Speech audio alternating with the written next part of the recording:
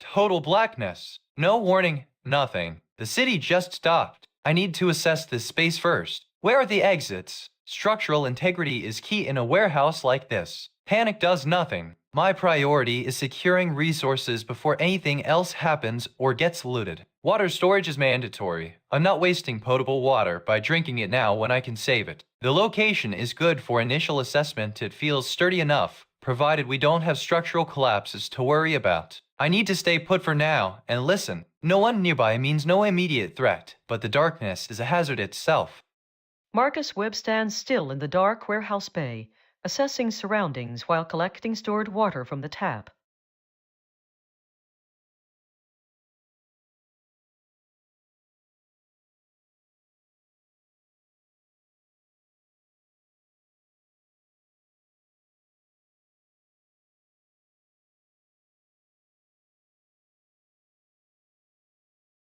Whoa. Okay. Seriously? Just gone. Like someone pulled the plug on existence itself. I mean, this isn't some little flicker or row, bad transformer. This is asterisk nothing asterisk. Total void. My first instinct is to panic and run, which is probably a terrible idea right now. Gotta keep moving. Gotta keep talking even if it's just to myself. Man, the city was so loud with all those background hums and now nothing. It's too quiet. Too damn quiet. Okay. Deep breaths, Jamie. You've seen worse in prepper videos than this. Just take stock. I'm inside a warehouse, which is good. At least I'm not wandering into the street right now. No one else around? Great. Stay put for a sec. Listen, wait. Nothing. Right. Focus on resources. Water, food, light. That's the checklist. Need to find something that works. Anything. Jamie Kowalski stops moving and listens intensely in the sudden silence.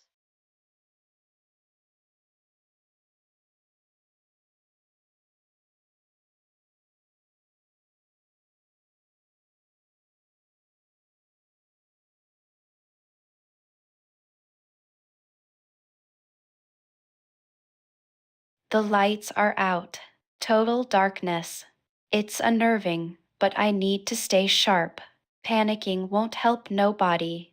The hospital is a large building. It might hold some supplies. Since I'm alone right now, the best thing to do is check my immediate surroundings thoroughly before moving anywhere. Scavenging is key. Gotta find a light source or something useful. Ruth Callahan scavenges the hospital unit.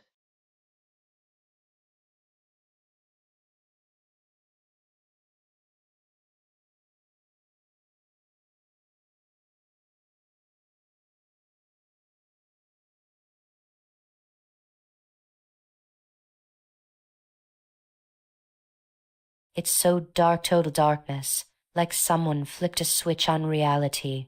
I need to stay calm, but my heart is hammering. We don't know what happened, and we can't even see each other across the room. First thing light.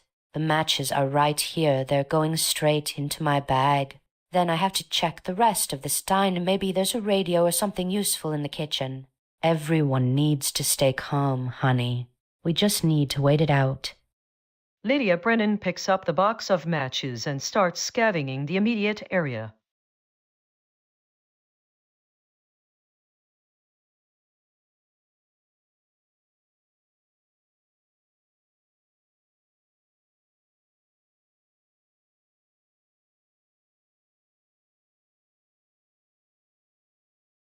The light's going out like that is total. No flicker, just gone. It feels wrong, too quiet. I need to keep it together.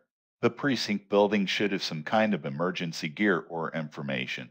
Staying put and searching for anything useful seems like the safest bet right now. I won't waste energy moving until I know what we're dealing with. I'll scavenge. Solomon Wright scavenges the police precinct.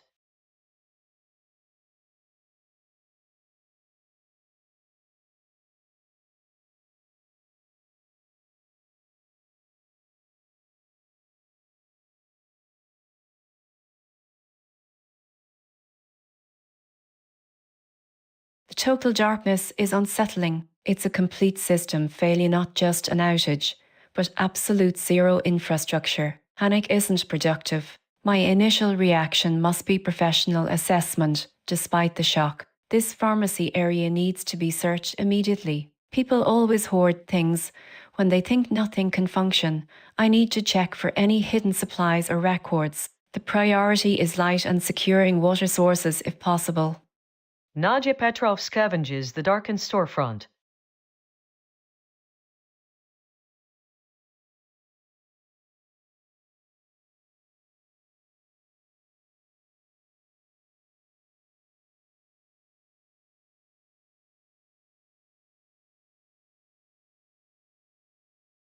The sudden, absolute blackness was jarring. It wasn't just the power going out, it felt like something snapped. I need to stay calm, but my gut tells me this isn't a routine outage. This is a vulnerability.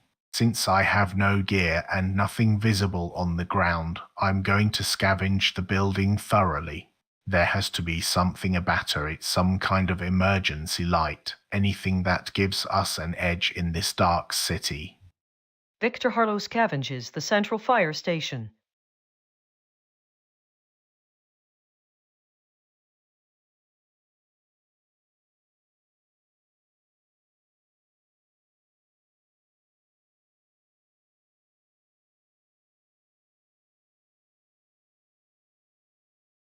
The sudden, total darkness is jarring. I need to process the shock first. Since I have no items and am indoors in a derelict shop, scavenging for any supplies, even junk or tools, is paramount. I must also take advantage of the chance to stock up water since it's listed as an option and my hydration is high enough that I prefer stockpiling. Mara Santos scavenges the darkened storefront.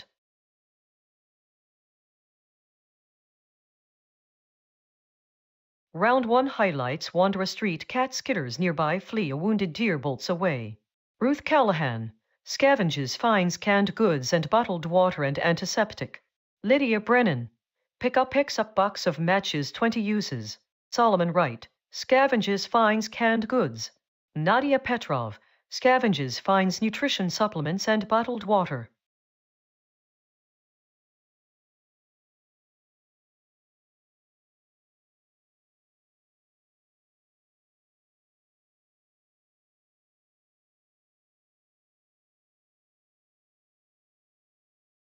No one is here. Keep quiet. Conserve energy. This warehouse is massive. It's a tomb right now. I need to find supplies, anything usable. Food, tools, water storage. The tap was useful for topping up the immediate supply, but I need non-perishables and sustainable resources. Staying put for now lets me conserve stamina while I assess the exits and structural integrity of this block. Resting is key. Need a plan that doesn't rely on finding things immediately.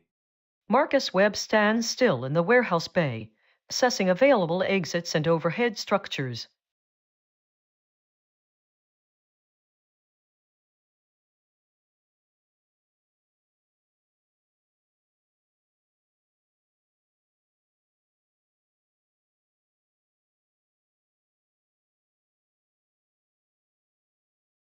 Okay, it's been 2 hours. The silence is deafening and freaking me out a little, even if I try to act cool. My goal is light sources and resources. Since I don't have anything on me and nothing is visible outside of the basic warehouse environment, scavenging is my only bet for finding batteries or tools. I need to search this place thoroughly. Staying put minimizes risk right now. Janie Kowalski scavenges the empty storage racks in the factory.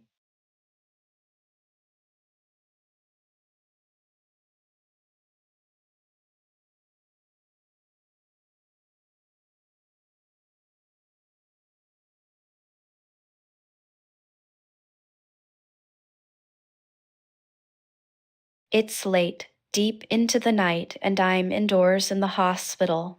The immediate priority is getting rest, regardless of how paranoid I feel about strangers outside.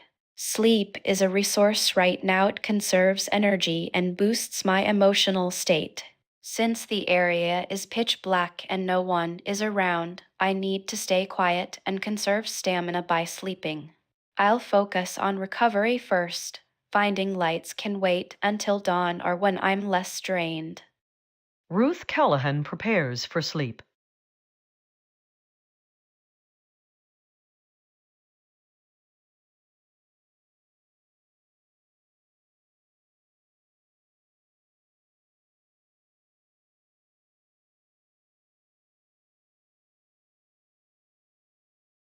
It's so quiet, too quiet. The darkness is oppressive, but at least we are inside. My priority has to be getting through this night safely. I need to rest, really rest, to keep my head straight. Maybe if I scavenge one more time, I can find something smaller, lighter, maybe. Whatever it is, I just need to get some sleep and conserve energy. It's scary out there, but in here, at least we're safe for now. Lydia Brennan scavenges the diner before lying down to rest.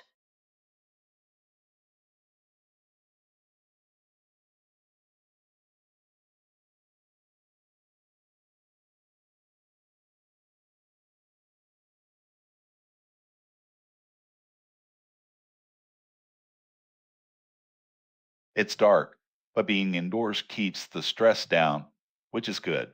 My goal is to figure out what happened and find resources. Since the initial scavenge yielded canned food, I need to keep digging for things like lights or radios. Staying put and taking a drink from the tap while I search seems efficient enough for now. The night encourages me to stay focused. There's nothing scaring me, just the quiet that speaks of disruption. Solomon Wright scavenges the unit and drinks from the tap.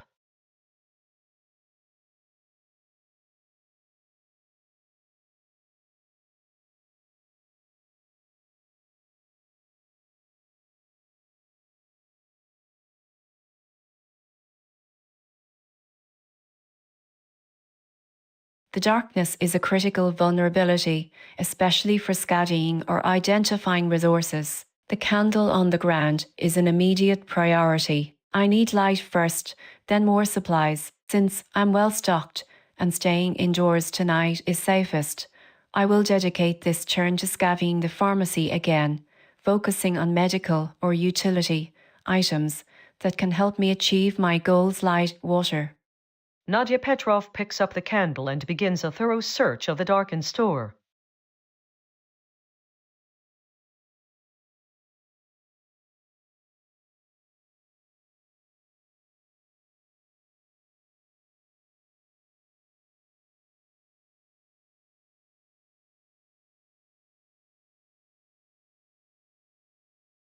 The darkness is oppressive, and my empty inventory makes me feel exposed.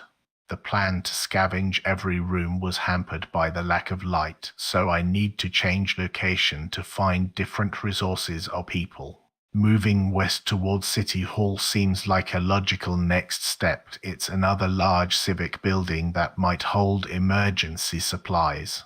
I must move cautiously and conserve energy while keeping watch for any signs of life or useful materials. Victor Harlow moves through the dark corridors towards the west exit of the station.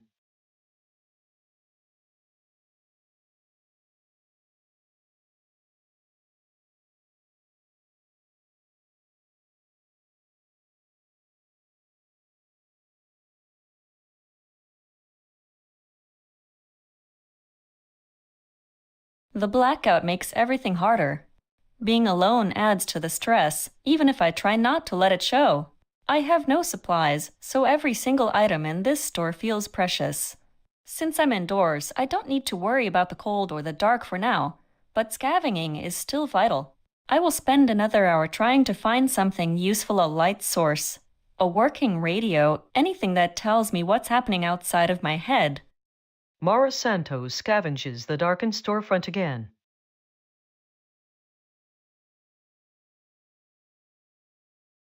Round 2 highlights Wandera Fox skitters nearby, Wandera Street Cat skitters nearby.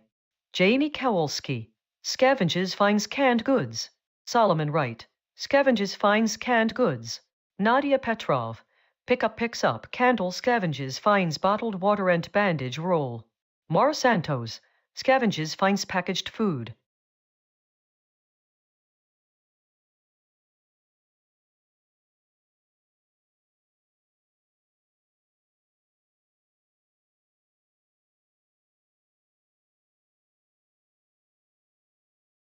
It's late, it's pitch black, and I'm alone again. The scavenging was good for now found canned goods, but pushing through the dark warehouse searching feels pointless right now. My stress is low, but my mood needs a boost, and sleeping is the most efficient way to manage both while conserving energy. Since I'm indoors, I should just call it a night and rest up. I need to build some hope before this gets too bad. I'll set sleep, true. Janie Kowalski rests in place.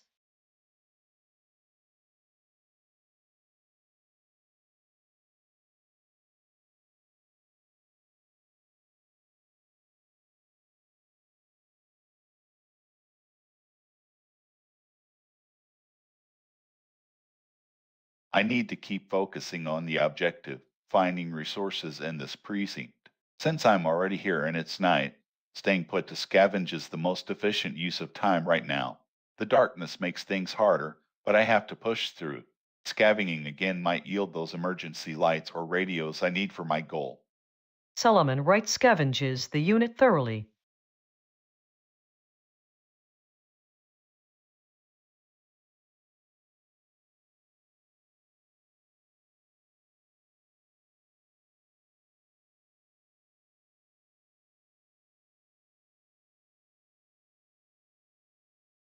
The blackout is unnerving, but panic achieves nothing. I need to remain methodical. The pharmacy was a good find. Medical supplies are crucial for survival. My primary objectives remain mapping water sources and securing reliable light. Since I have the candle-lit scavenging bonus, I must push through this search before my focus wanes. Every bandage roll, every bottle of antiseptic represents a resource that should not be wasted. I will continue scavenging to see what else is hidden in these abandoned storefronts. Nadia Petrov thoroughly searches the darkened pharmacy shelves and counters for any useful items or clues.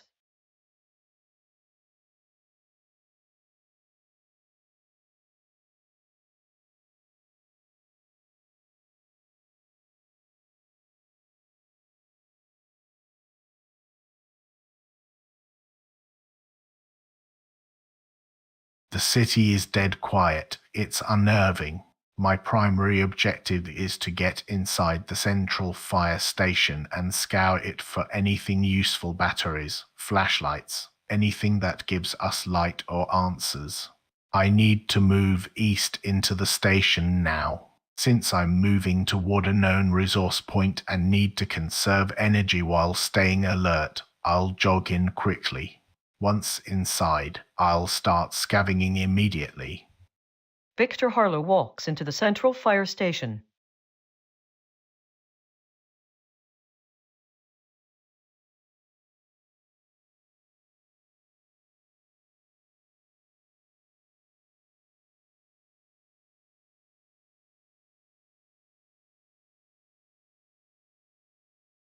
I've been stuck in this market for too long, and though I feel safe indoors, the repetition is wearing on me. The goal needs to shift from just surviving here to finding a stable base or at least connecting with other people. Since my supplies are fine right now, I need to move.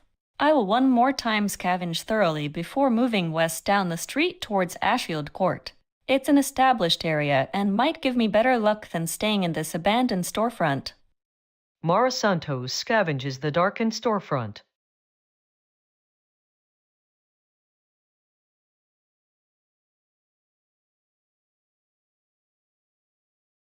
Round 3 highlights Wonder a Vulture skitters nearby, Wonder a Rat skitters nearby, Wonder a Vulture skitters nearby, Wonder a Fox skitters nearby, Flee a wounded deer bolts away.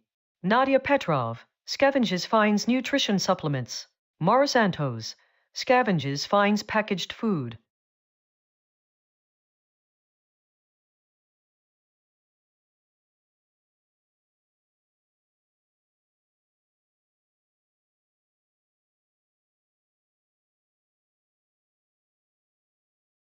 I've been running through the main unit for 3 turns, and it was pretty much bare. I need to keep pushing my subgoal to find any emergency equipment or resources within the precinct. Since I can't move far without leaving the relative safety of the building, I have to rely on scavenging adjacent areas that might be part of the police station complex but aren't in this immediate unit. I will stay put and search again, treating every corner like it holds a key piece of information. Solomon Wright scavenges the surrounding parts of the precinct.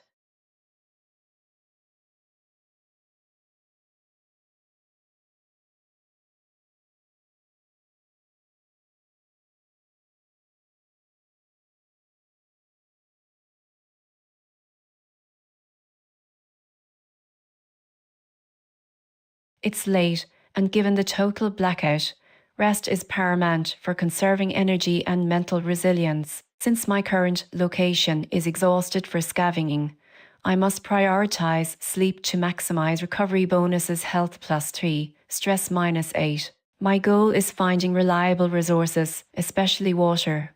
While resting, I will use this opportunity to collect a stored water bottle from the tap rather than drinking it immediately. This aligns with my deep-seated need to stockpile and conserve against future shortages.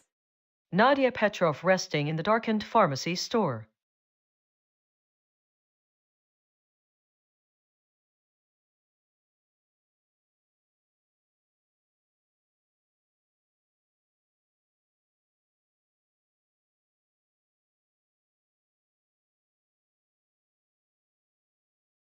The lights are out across the whole city, and we've been here at the fire station for several hours. My current objective remains finding power sources, batteries, radios, anything to generate light or information. Since I have no tools or resources, no items in inventory, scavenging is my only way forward right now. I need to systematically search this building. Staying put and focusing on the structure's internal resources is safer than moving out into the dark streets. I'll use the scavenge action while staying at my current location. Victor Harlow scavenges the central fire station.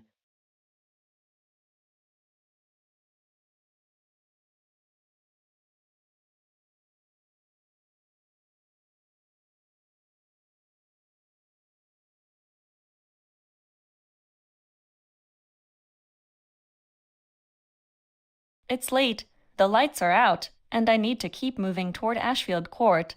But first, I must take advantage of this location while I have the chance. Scavenging is the highest priority right now. The market is a gold mine waiting to be picked clean, even in the dark. After I scavenge what little is left here, I will jog west towards the residential streets Ashfield Court. Staying put means missing potential resources and contacts. Mara Santos scavenges the storefront for supplies.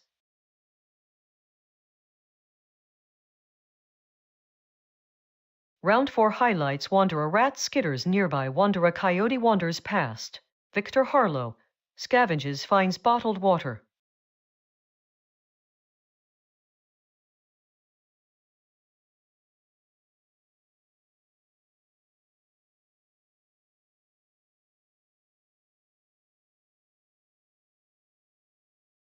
I've been over this unit multiple times. I know what I've seen. The initial goal was to assess local resources and find emergency gear. If I keep running through the same rooms, I won't find anything new. But I can't just give up on the building. There might be a locked section or an overlooked utility closet. Since we are indoors and resting naturally mitigates stress, I should dedicate one more full hour to being hyper-methodical in my search, reading this entire precinct like a rescue zone, checking every nook and cranny for anything useful. Solomon Wright systematically searches the police precinct unit.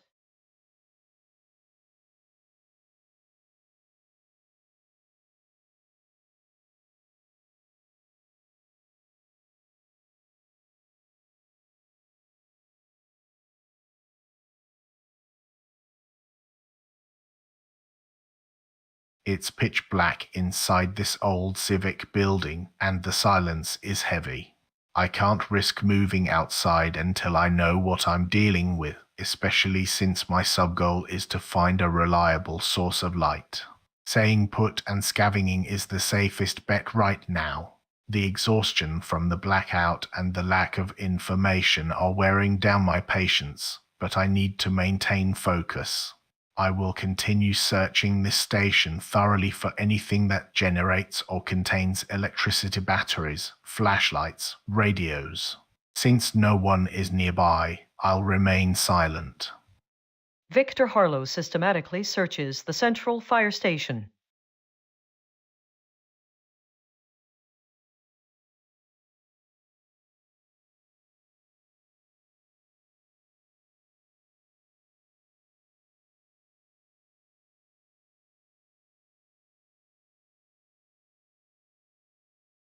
It's pitch black and I'm on an exposed street corner. The priority right now is security and supplies, not just following a general path west. Since Marrow Market is right here to the east 1-2 steps, moving into that dense commercial area will give me shelter for the night and better scavenging chances when I can get a light source. I need to conserve stamina and find resources before the cold sets in fully. I'll move slowly into the market. Mara Santos walks into the Marrow Market storefront.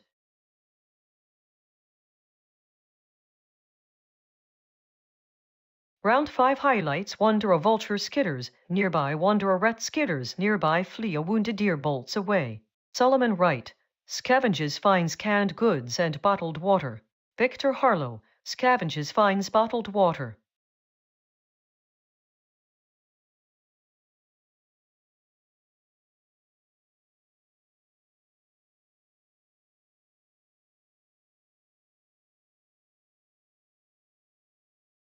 The precinct unit has been thoroughly searched. Continuing to scratch at old bones here is a waste of time.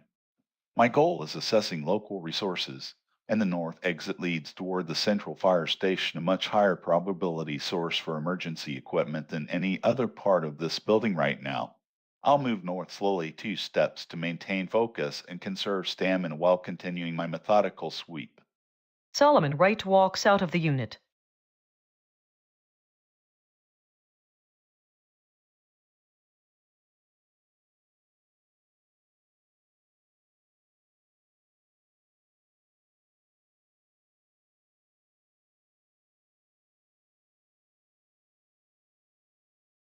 The darkness is oppressive, but staying put and being methodical keeps me safe. The fire station is my best bet for resources. It's built for emergencies. I need to keep pushing the sub-goal of finding light sources and radios. I must treat every corner like it holds a battery or a working radio. I will continue scavenging this central spot, keeping low and quiet. Victor Harlow systematically searches the station.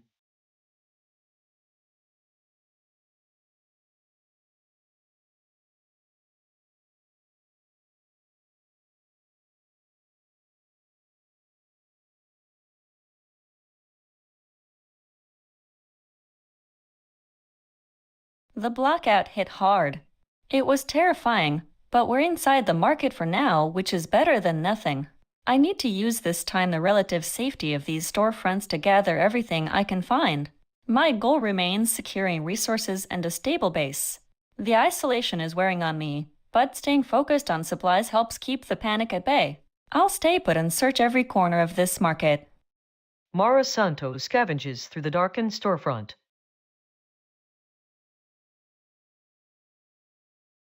Round 6 highlights wander a street cat skitters nearby. Mara Santos scavenges finds packaged food.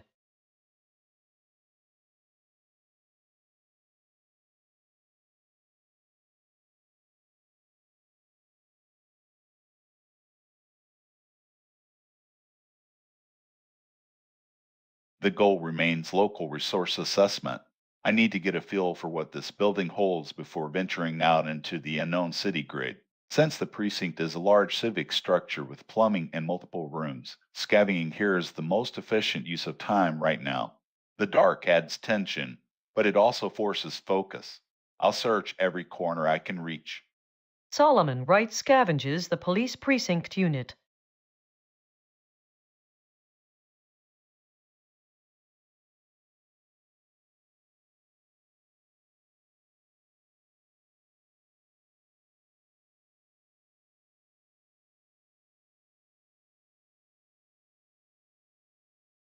The isolation is starting to bite, but the immediate need for resources, especially light/info, overrides the discomfort.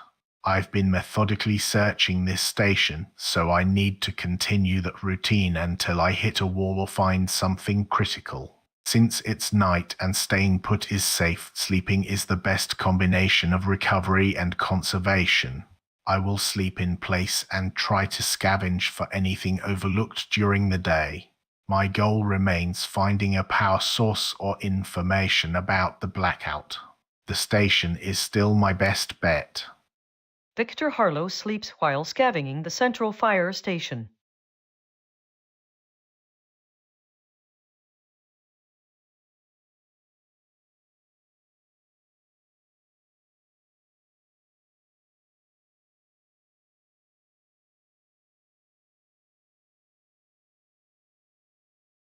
It's 2 a.m. The silence is heavy, but staying put inside this market keeps us safe from the cold and dark. My goal remains stockpiling. I need to find more than just canned food. I need tools or materials for shelter. Since I am well stocked right now, deep rest is paramount. Sleeping will boost my health and lower stress, which is crucial given the isolation and uncertainty of the blackout. Mara Santos settles down in a corner of the darkened market to sleep.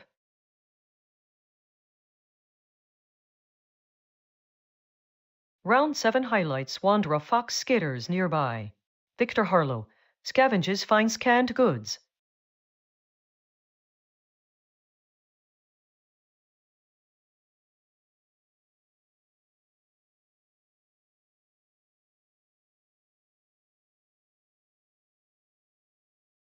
The goal is to scour this place for supplies, but the night and lack of light are making it tough. My health and stress levels are fine right now, but sleep is the best resource multiplier I have. I need one last solid scavenge sweep of the unit before calling it a day and trying to get some proper rest. Since I've been here for 7 turns, I need to make sure I'm getting every advantage from this shelter. Solomon Wright scavenges the police precinct unit.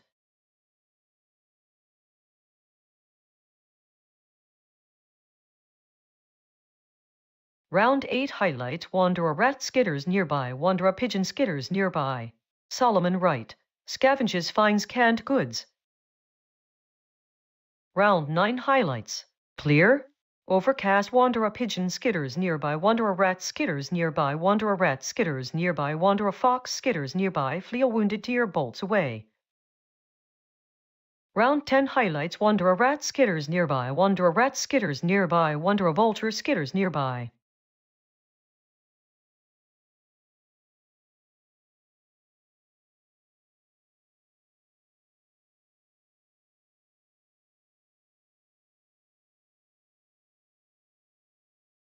It's dawn. The immediate danger of the blackout is past, but I am still in an empty warehouse block with no supplies. I need to find resources immediately. Since my inventory is empty, I must scavenge this area. The grogginess penalty means I should be careful and methodical, not frantic. Staying put minimizes risk while maximizing scavenging efficiency. Silence is key since I'm alone.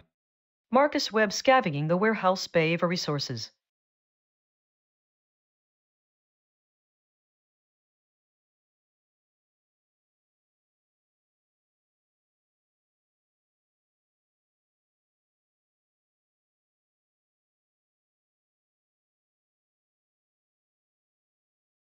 It's dawn. The artificial exhaustion of the night is wearing off, and I feel groggy, which sucks. But hey, at least the sun is up, right? I have to keep moving or talking to myself, even if no one can hear it, just to prove I haven't totally melted down yet. I'll scavenge again. Maybe there are some tools or batteries hidden in these racks. Then I'll walk a bit to shake off this groggy feeling and check out the surrounding passages. I need to update my summary to reflect that I am still here in the warehouse district, scavenging, because it's safe and stocked. Jamie Kowalski scavenges the factory warehouse.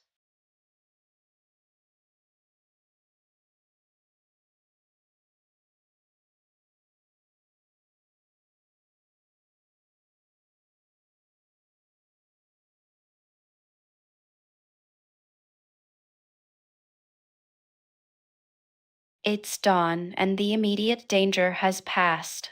The exhaustion from staying up through the blackout is wearing off. but I'm still sluggish. Staying put in this hospital is best for now. It's my base.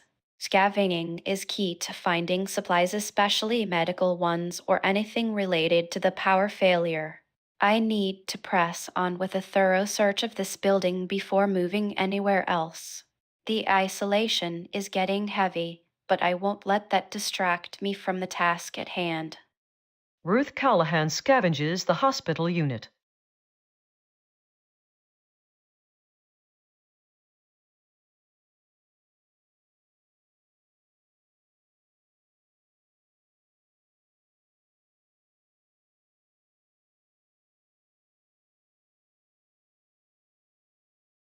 It's dawn, which is a relief after the total darkness last night. My body feels rested, but my mind is buzzing with anxiety about the blackout and how alone I am. The isolation is hitting hard. I need to find people my goal remains finding another group. Since I'm still groggy from sleep, I should maximize what I can get right here in the diner first, even if scavenging is impaired. I need materials.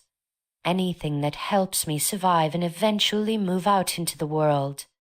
Lydia Brennan scavenges the apartment.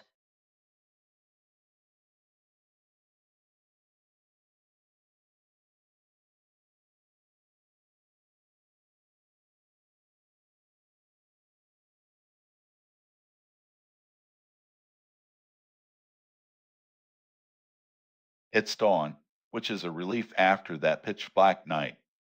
My grogginess makes me feel slow, but I can't abandon this place yet. The police precinct has got to have something: radios, batteries, anything that tells us what the scope of this blackout is.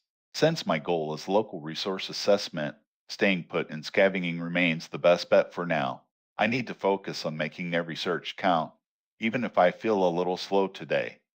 Solomon Wright scavenges the precinct unit again.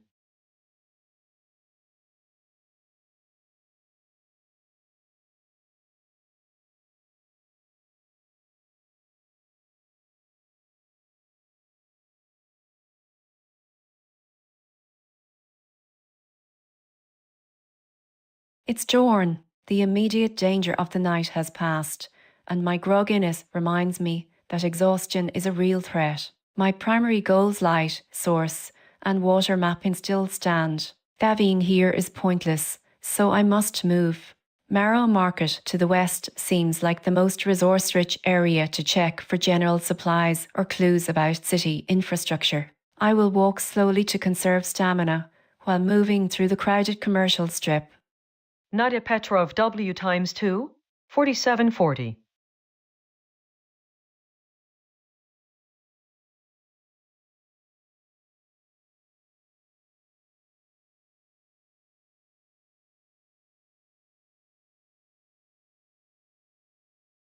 The dawn is here. It's a relief after the total darkness of last night.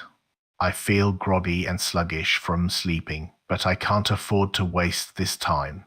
The fire station is my best bet for resources. Since I'm thirsty and the tap water pressure is stable, I need to take advantage of it by storing more water bottles.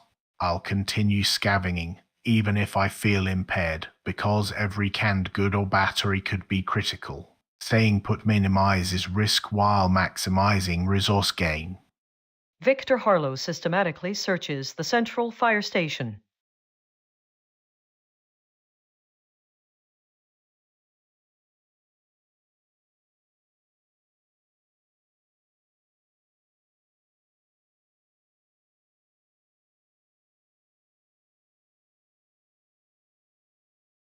It's dawn.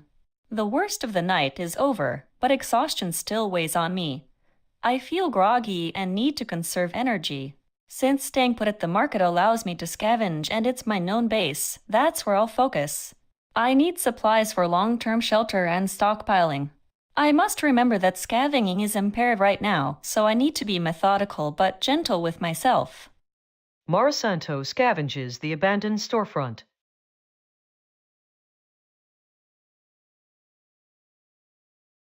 Round 11 highlights flee, a wounded deer bolts away. Marcus Webb scavenges finds canned goods and bottled water. Jamie Kowalski scavenges finds canned goods. Ruth Callahan scavenges finds bandage roll. Solomon Wright scavenges finds canned goods and bottled water. Victor Harlow scavenges finds canned goods. Mara Santos scavenges finds packaged food.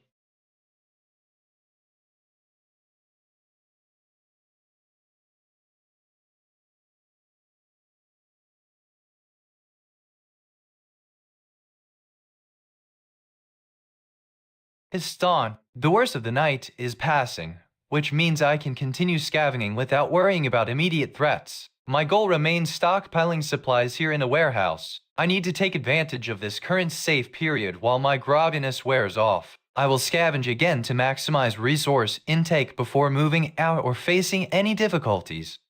Marcus Webb scavenges the area.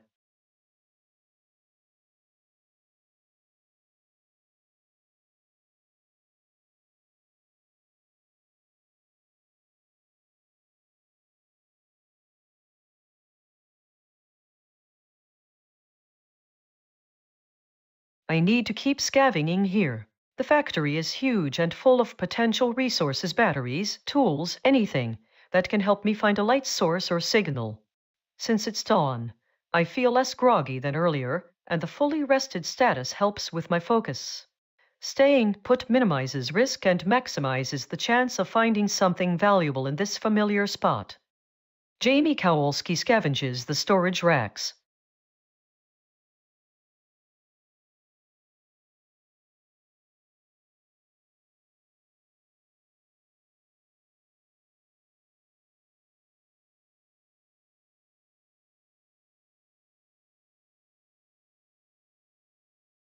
The blackout was rough, but I slept through it and woke up fully rested. That's a blessing.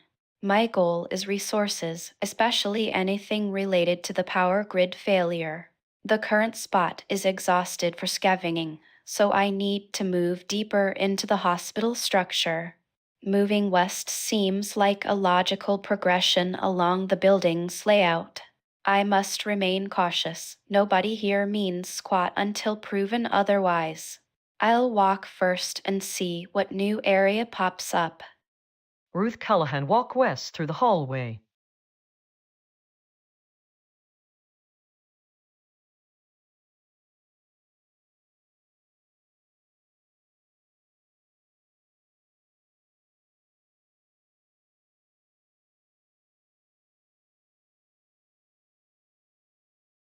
I'm groggy, which slows me down, but I can't afford to waste time. My priority is supplies and people. Staying here in the diner allows me to scavenge for anything hidden without spending energy moving. The isolation is starting to weigh on me, so finding a group is critical. I need to make this scavenging turn count, hoping to find something useful like better tools or some actual food/medicine. Lydia Brennan scavenges the diner.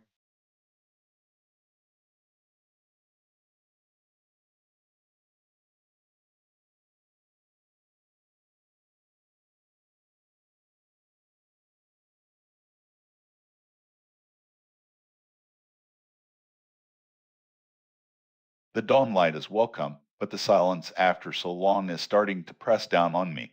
My goal is clear: find every last resource this precinct has. I've already scavenged a few times, but there must be more in these civic halls. Since I have 2 water bottles and the tap pressure is holding steady, I need to fill them up while I work. The grogginess will slow me down, so I'll focus on staying put and methodically searching the spot. Solomon Wright I scavenge the apartment unit while also filling my water bottles from the tap.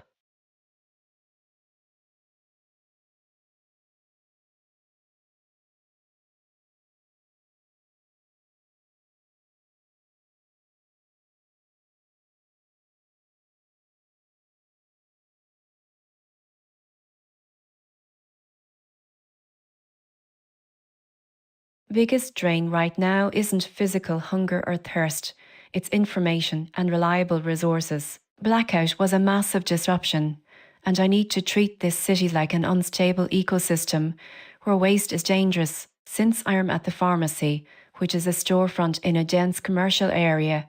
There must be more than just expired bandages hidden here. Scavenging now is the most efficient use of my time before moving. I'll search thoroughly for anything tools, batteries, maps, or any hint of localized power generation or plumbing blueprints. After this, I will assess whether to move west toward the market for supplies or east-south for infrastructure hubs. Nadia Petrov scavenges the pharmacy.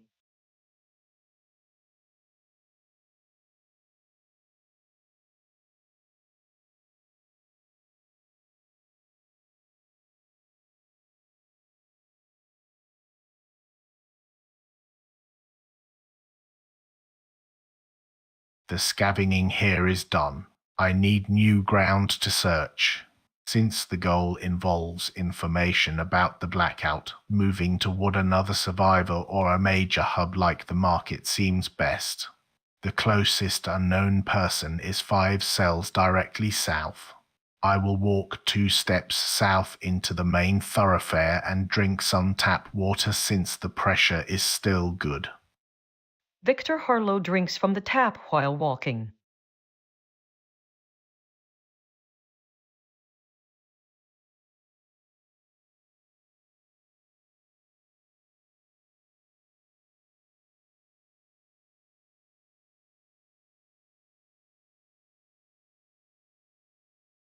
The dawn light is a relief after the total darkness last night.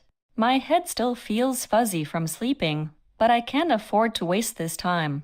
The goal is stockpiling. I need more than just canned goods. I'm going to focus on scavenging this storefront thoroughly. Even with the grogginess penalty, every bit of supply counts toward getting settled and building a proper base here. Mara Santos scavenges through the darkened storefront.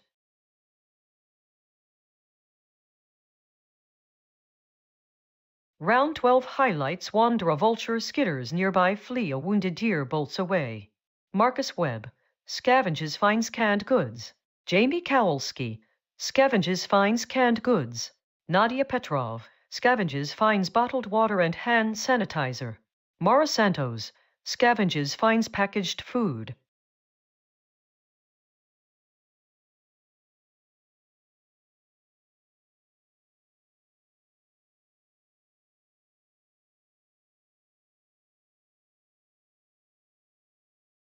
The windstorm keeps me locked down here in the warehouse bay. It's safer to stay put than risk being blown around or encountering trouble outside right now. My goal is stockpiling, so I need to maximize my inventory count while minimizing movement. Scavenging again seems like the best use of this hour, even if it's mostly done. Need to check every corner for anything useful before nightfall. Marcus Webb scavenges the warehouse bay.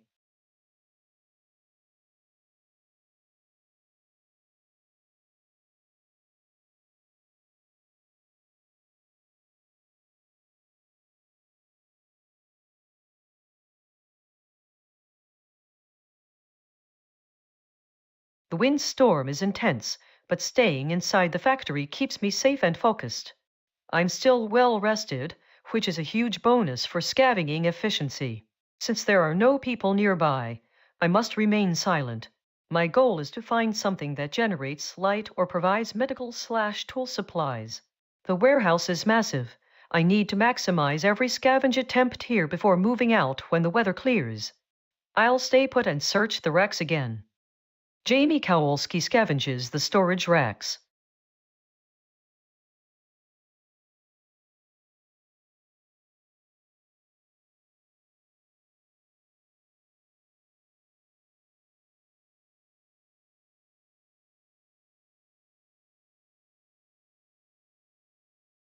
The winds howling outside doesn't shake the walls much here in this hospital.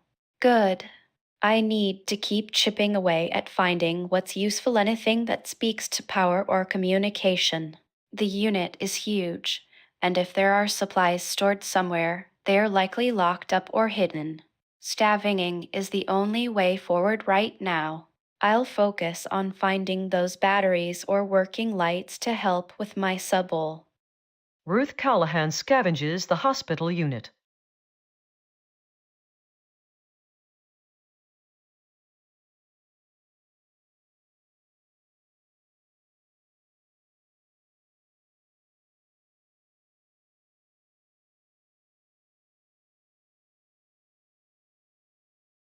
The isolation is really getting to me.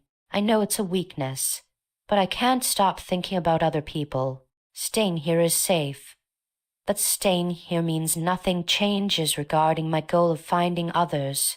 The windstorm makes movement difficult and cold outside, but the chance of finding a group outweighs the risk right now. I need to scavenge one last time just in case there are any forgotten supplies, then head out west onto the main street.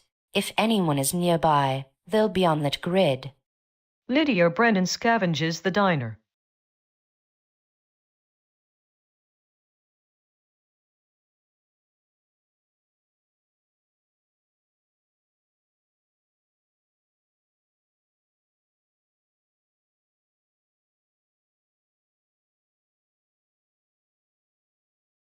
I'm still in the precinct, and while it's safe from this windstorm, I need to maximize every resource before moving out. Hydration is my immediate priority. The tap water is reliable, so I should fill up my bottles first. Since my goal is comprehensive scavenging of the entire building, I'll combine filling up with another thorough scavenge run. Even if it feels like a repeat, I won't assume nothing is left. I need to ensure I update my summary to reflect my current location and actions. Solomon Wright fills 2 water bottles from the tap and then meticulously searches the unit again.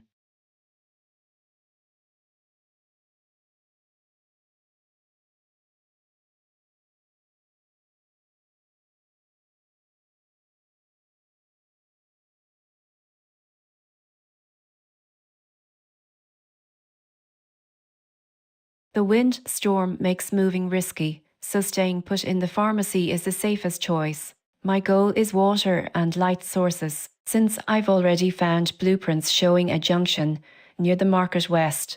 I need to gather more supplies here before heading out. The visible water bottle on the ground must be picked up immediately. After that, I will scavenge again, even if it's mostly searched. There might be medical waste or useful tools left behind. I must remain methodical and minimize waste of time and energy. Nadia Petrov scavenges the pharmacy and picks up a visible water bottle.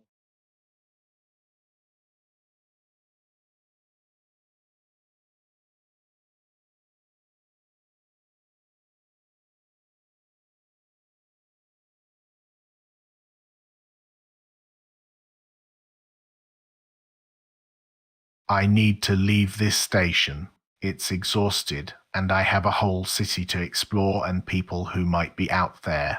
Scavenging one last time is fine, but the goal is movement and finding connections. The unknown person 3 cells southeast is the most immediate opportunity for interaction. I'll scavenge now just to ensure I haven't missed anything small before heading out that way. Victor Harlow scavenges the central fire station.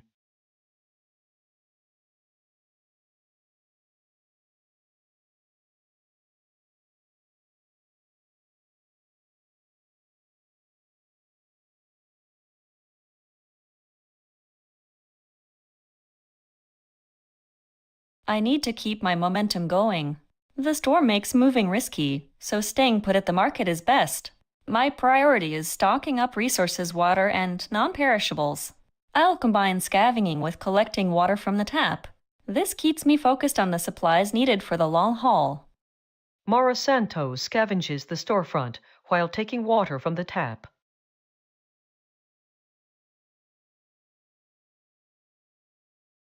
Round 13 highlights. Overcast. Windstorm flee a wounded deer bolts away. Marcus Webb scavenges finds canned goods. Jamie Kowalski scavenges finds canned goods. Ruth Callahan scavenges finds surgical kit. Nadia Petrov scavenges finds nutrition supplements and bottled water and painkillers. Victor Harlow scavenges finds bottled water. Mara Santos scavenges finds packaged food.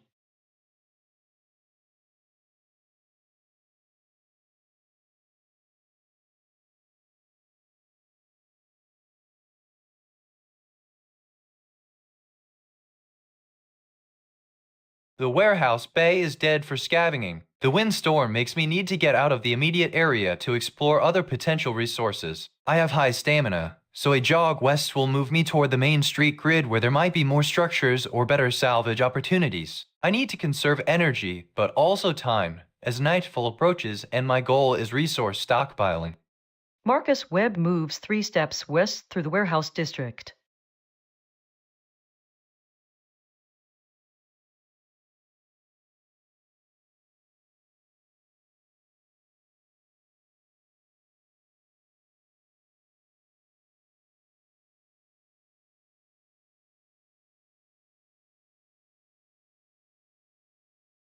The warehouse district is shot, so I need to pivot my scavenging effort.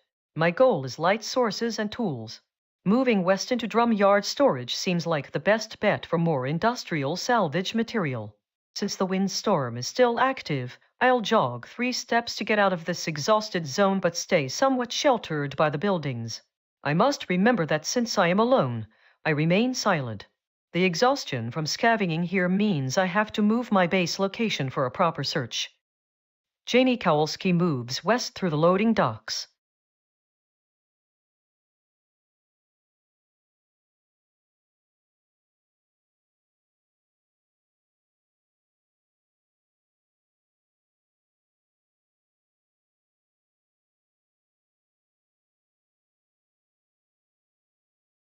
The priority is water, always. Even if I feel fine now, I can't rely on steady taps forever. Storing water is better than drinking it when supplies are this tight. Since the tap pressure is holding, I'll fill up a bottle first. Then, I need to keep digging. The sub-goal is finding comms or lights. Those things ain't gonna just walk out here. Scavenging remains the best bet for now. Ruth Callahan scavenges the hospital unit and stores water from the tap.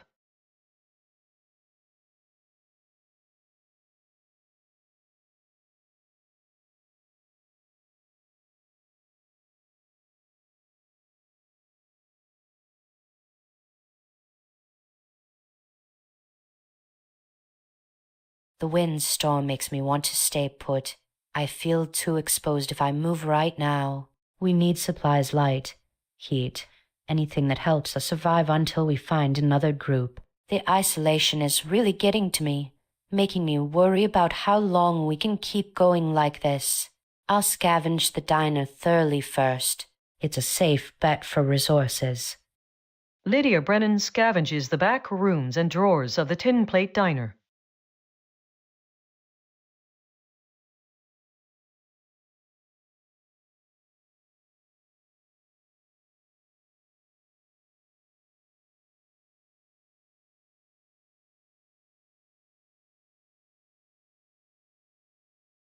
The one storm is rough, but I'm sheltered here in the precinct. My priority remains staying stocked up on resources until I know more about what's out there. The tap water is too good to waste. I need to collect as much as I can into my bottles before moving further afield. Since scavenging this room has been fruitless for a few turns, I'll focus on maximizing the safe resource gathering first, then try to find a way to push out and explore the rest of the building structure. I will take water from the tap now and then continue searching the unit. Solomon Wright scavenges the apartment unit.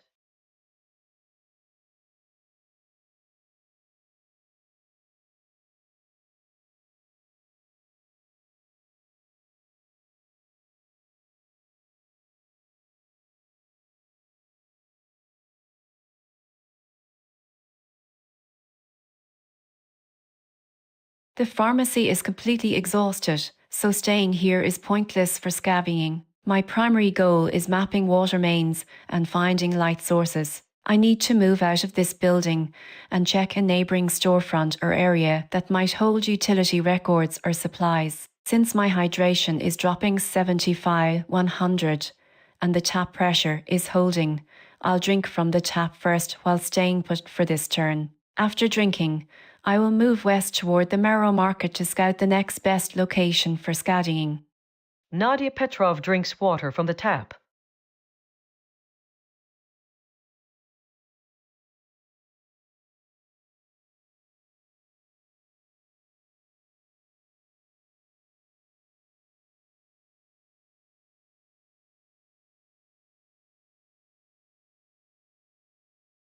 The central fire station has served its purpose for now. I've scavenged what I could and it feels empty.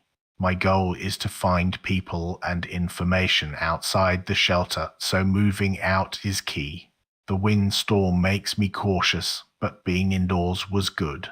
Since I'm already well stocked on food and water, I need to conserve energy while making my way toward a more populated area.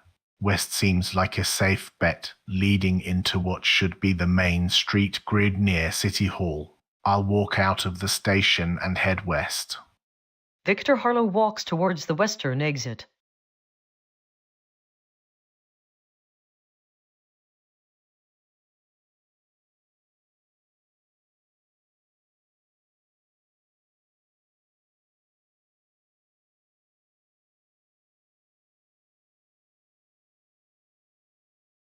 The windstorm is still raging, but being inside the market keeps me safe from the worst of it. Hydration needs to be addressed first. I need to stock up on clean drinking water while this chance lasts and before the taps potentially weaken or fail entirely. After that, I must keep scavenging to fulfill my sub-goal and continue building our stockpile. Staying put is best until the storm breaks.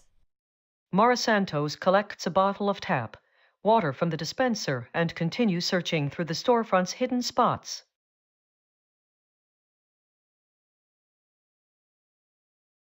Round 14 highlights wander a pigeon skitters nearby, wander a rat skitters nearby, wander a rat skitters nearby, flee a wounded deer bolts away. Ruth Callahan scavenges, finds canned goods and first aid kit. Lydia Brennan scavenges, finds leftover provisions and bottled water.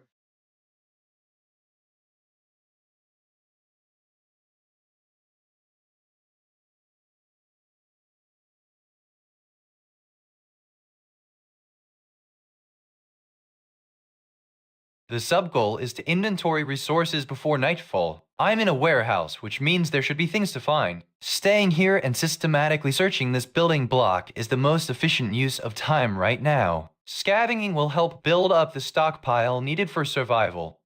Marcus Webb scavenges the immediate area.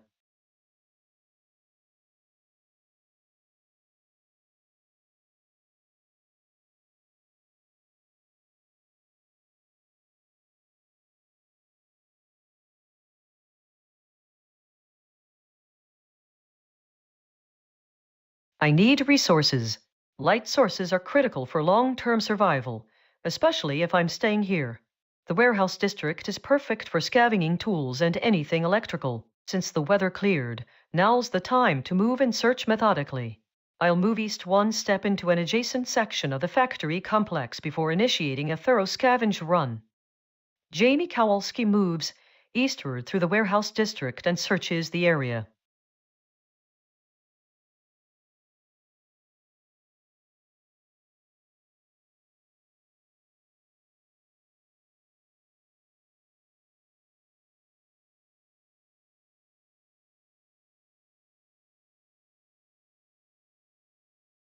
I'm still alone here, but this hospital is a solid base. The sub-goal is finding communications gear or emergency lights, and scavenging is the only way to find that deep in these old walls. I need to keep digging through every closet and cabinet. Also, my hydration needs topping up, even if it's not urgent. Good habits are what keeps you alive when things get rough. Since there ain't no one around, silence is key. Ruth Callahan searches the hospital unit.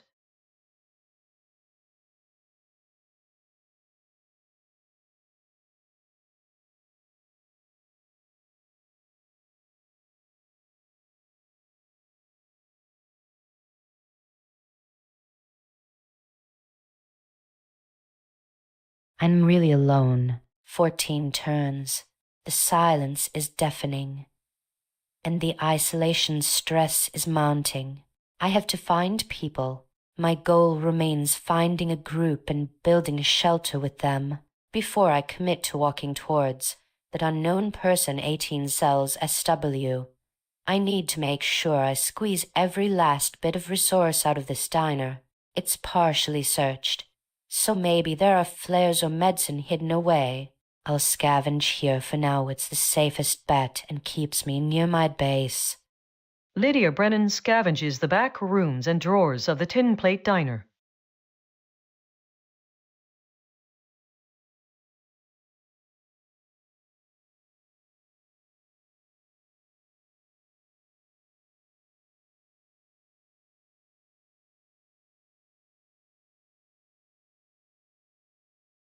The isolation is wearing on me, but staying put in the solid building is safer than wandering right now. The goal remains exhausting every inch of Precinct 1 to find useful gear radios, flashlights, anything that screams prepared. I need to keep my mind busy and physical activity high enough to distract from the quiet. Since scavenging was my last action and it yielded nothing new, I'll try one more thorough sweep. I must remain silent because no one is near. Solomon Wright scavenges the precinct unit.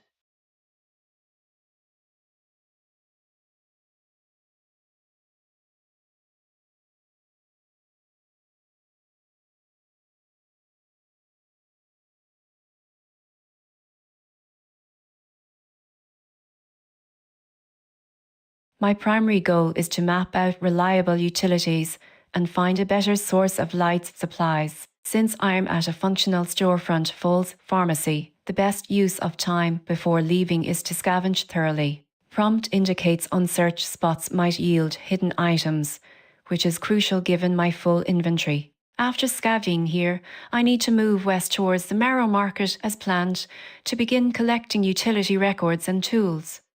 Nadia Petrov scavenges the pharmacy thoroughly.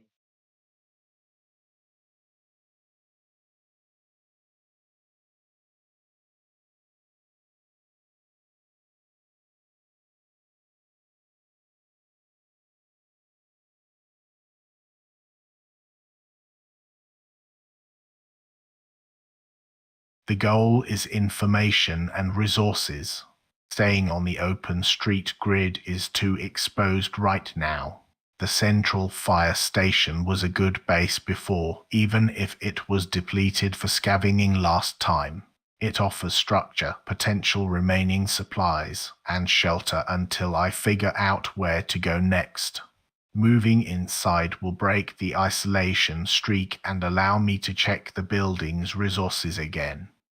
Victor Harlow moves into the central fire station.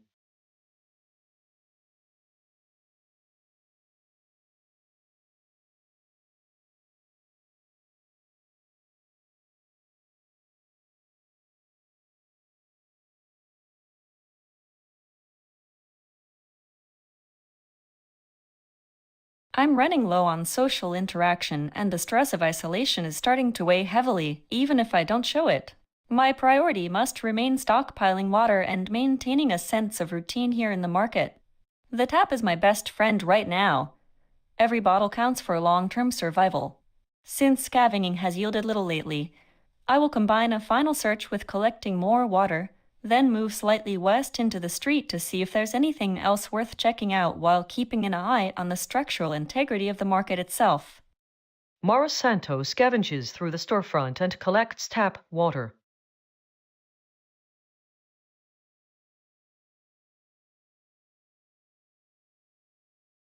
Round 15 highlights. Windstorm. Clear wonder of vulture skitters nearby flee a wounded deer bolts away. Marcus Webb scavenges finds canned goods and bottled water. Ruth Callahan scavenges finds bottled water. Solomon Wright scavenges finds bottled water. Nadia Petrov scavenges finds nutrition supplements inventory full. 8 on the spot plus 27 hunger and bottled water and antiseptic.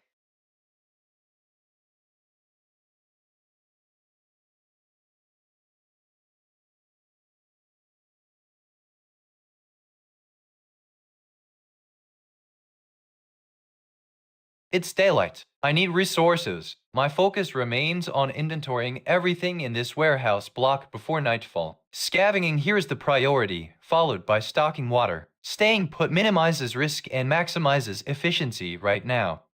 Marcus Webb scavenges the immediate area.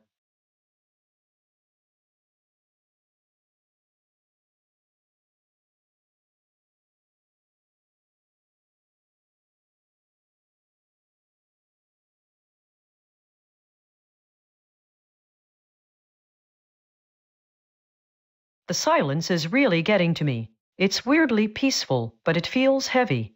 I need to keep moving, or at least searching, to burn off some of this pent-up energy and focus on the task.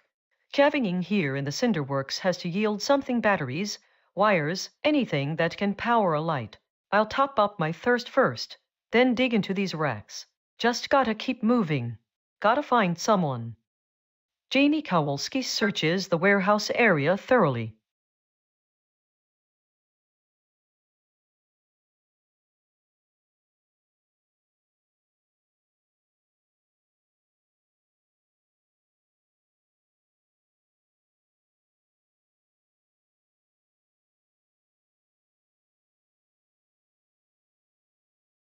The hospital is a tomb. Exhausted already. Gotta keep pushing west. There has gotta be another wing or department over there with something useful. If this place had power, it would be full of secrets. Staying put ain't gonna do nothing. I need to move and scavenge again. Better not waste energy on the same spot. Ruth Callahan moves west and searches a new area.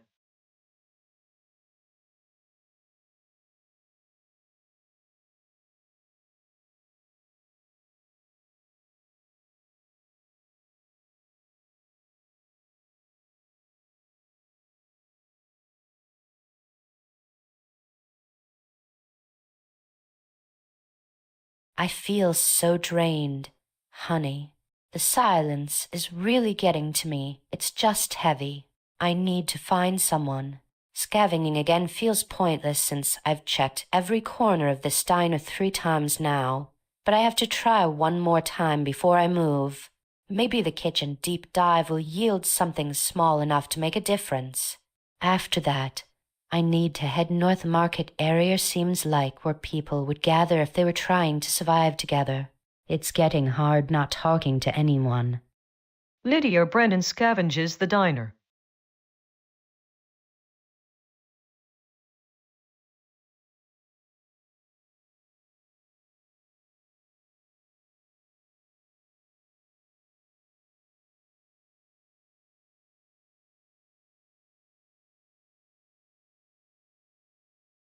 I'm exhausted with this place.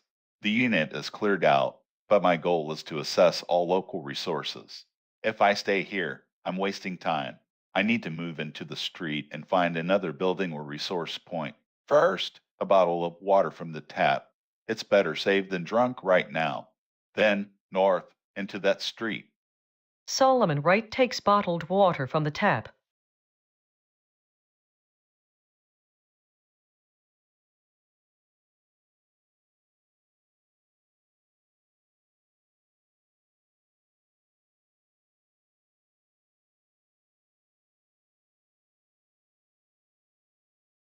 Priority is information, specifically utility records or tools that help me achieve my goal of finding a reliable power water source. The Market West is the logical next step. I need to move quickly but methodically. My body feels tired and stressed, so I must keep the action short and focused on the objective. Nadia Petrov moves out of the pharmacy storefront.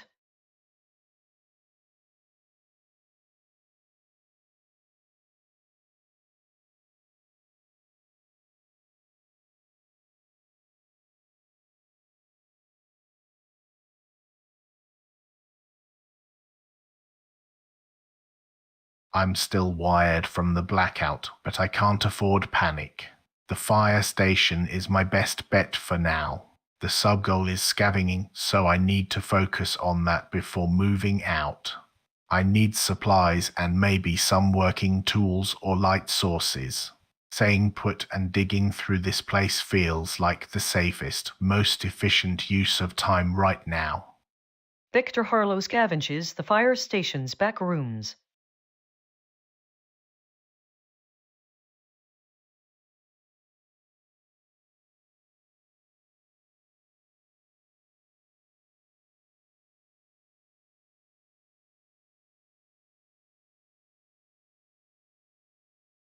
I'm tired of being alone.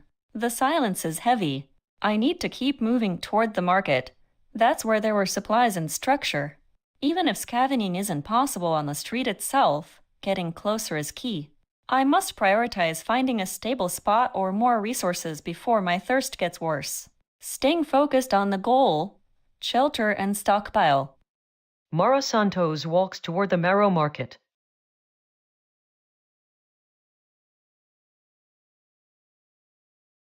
Round 16 highlights wander a rat skitters nearby, wander a vulture skitters nearby, wander a rat skitters nearby, flee a wounded deer bolts away. Marcus Webb scavenges finds bottled water. Jamie Kowalski scavenges finds canned goods and bottled water. Ruth Callahan scavenges finds canned goods and bandage roll. Lydia Brennan scavenges finds leftover provisions.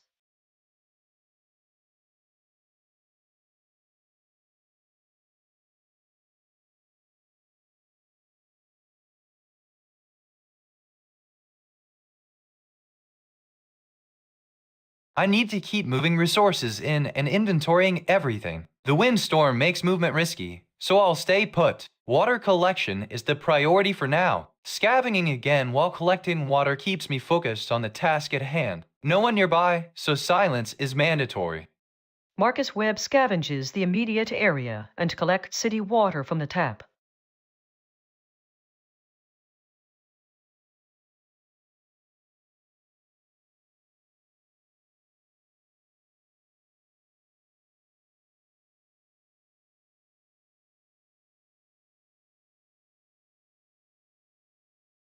Okay, gotta keep moving.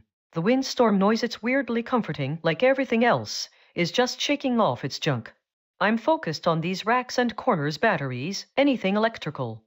My brain keeps flashing back to the lights going out, that sudden nothingness. It makes me feel exposed, you know. But damn, this warehouse is a gold mine if I can just find something useful enough to light up the place for even an hour or two. Gotta maintain momentum. Scavenge, scavenge, scavenge. Jamie Kowalski scavenges the industrial area.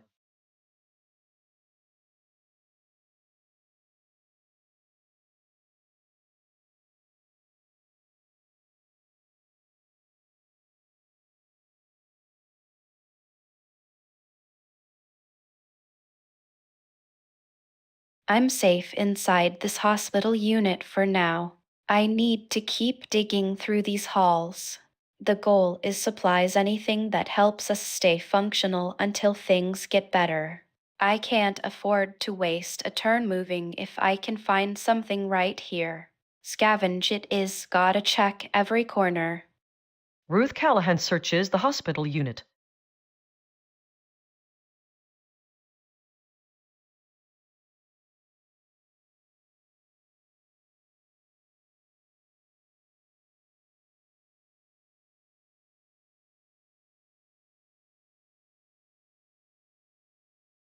The wind is relentless out there, but inside the diner, it's a little safer.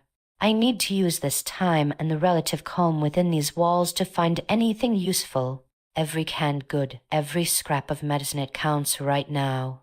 The isolation is making me feel brittle. I just want to hear voices. Scavenging feels like the most productive thing I can do before I plan a move out into the streets. I have to focus on this one small task. Lydia Brennan scavenges the diner's back rooms and drawers.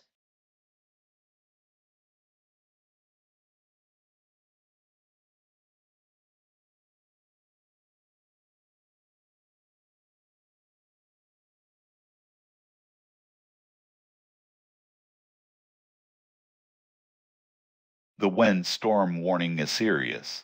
I can't stay out here. It's draining us all. The precinct is right there, just one step south.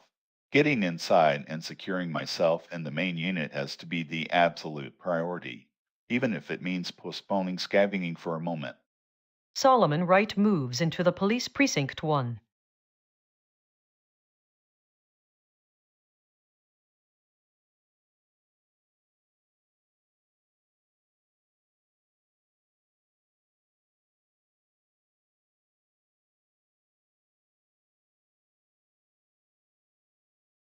The windstorm is intense.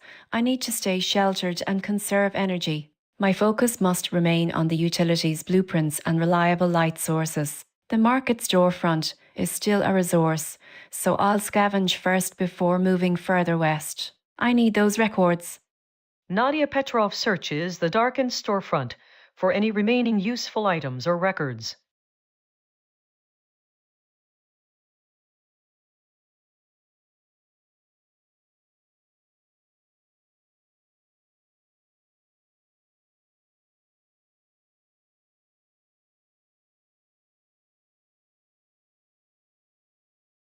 The windstorm passed, giving me a brief moment of calm and an opportunity. I'm still inside the fire station, and according to my sub-goal, I need to scavenge this place thoroughly. Even though it's late in the day and I know resources are dwindling here, every scrap matters right now. The silence is heavy. I need to focus on the task at hand to keep the paranoia and loneliness at bay. Victor Harlow scavenges the back rooms of the station.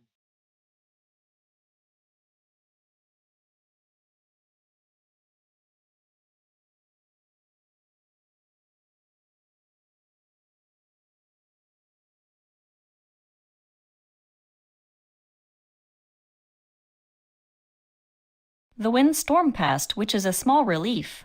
The market is still dark, but at least it's sheltered.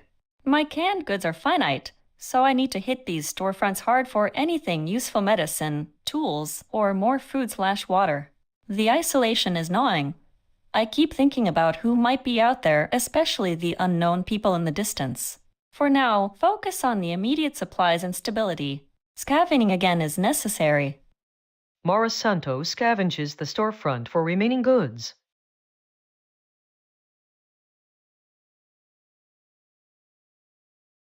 Round 17 highlights. Clear. Windstorm Wanderer Rat skitters nearby, Wanderer Rat skitters nearby, Wanderer Vulture skitters nearby, flee a wounded deer bolts away. Ruth Callahan scavenges finds overlooked canned goods inventory full. 8 on the spot plus 12 hunger survivor's instinct. Lydia Brennan scavenges finds leftover provisions. Nadia Petrov scavenges finds packaged food inventory full. 8 on the spot plus 19 hunger and bottled water inventory full. Drank on the spot plus 25 hydration.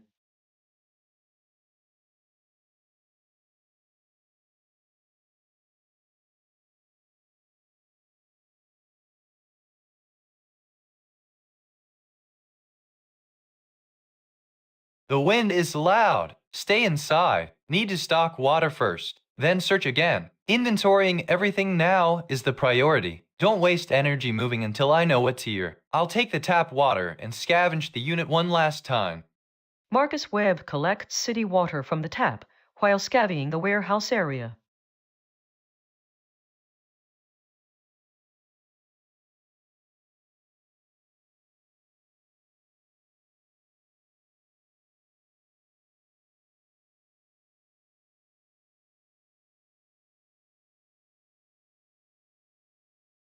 Okay, another hour passes.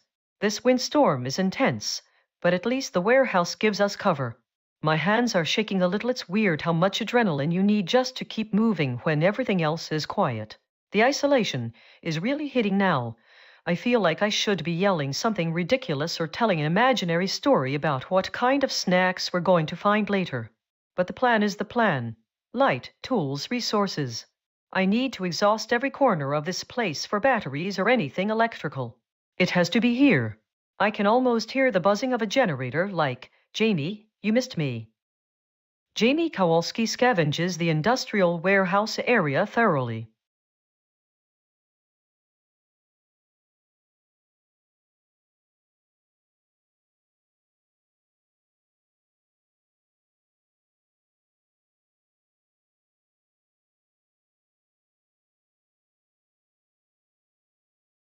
The storms got me hunkered down in this hospital.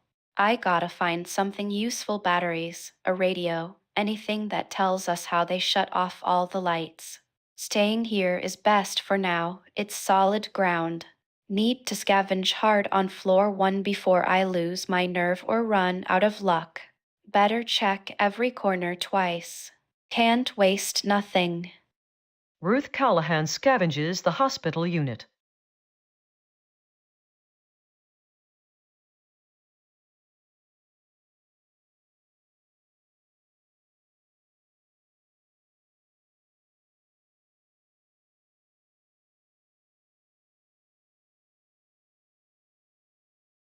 I feel really exposed being out here, even in the diner.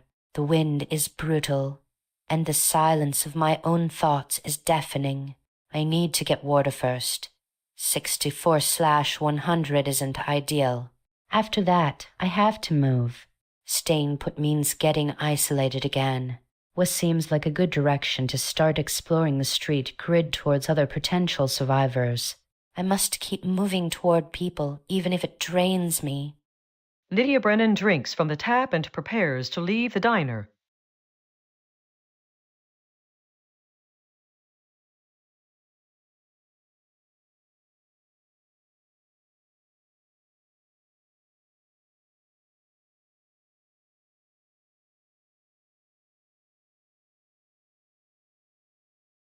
The thirst is the most immediate problem.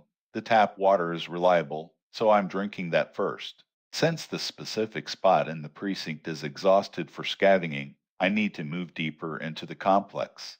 The east direction keeps me within the shelter of the police station and allows me to continue searching for supplies without risking the outside world yet. I'll take a short jog eastward. Solomon Wright drinks from the tap.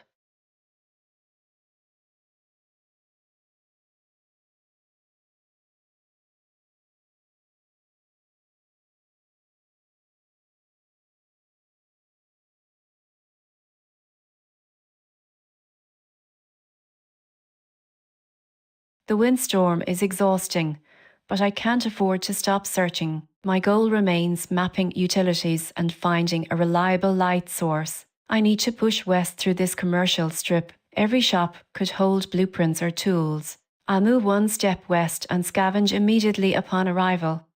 Nadia Petrov scavenges the storefront.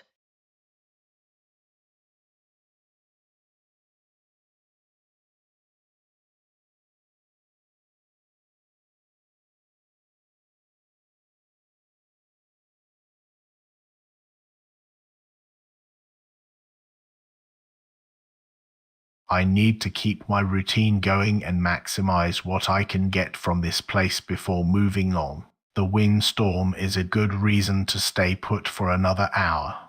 I'll dedicate this time entirely to scavenging, focusing on finding anything that counts as material tools, light sources, or anything structural. It's important not to waste the effort if it's truly empty, but I have to assume there are things left.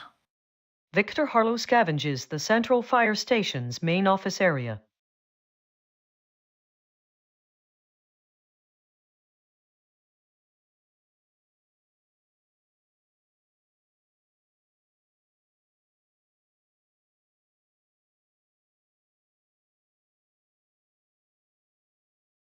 The wind is brutal, but I'm safe inside this market. I need to press on with scavenging. The food we found earlier was good, but canned goods are finite. Medicine, tools, anything that lasts, that's what I really need right now. Staying put minimizes effort and keeps me sheltered from the worst of the gusts. If there are any hidden supplies, this is my last chance to find them here. Mara Santos scavenges the storefront.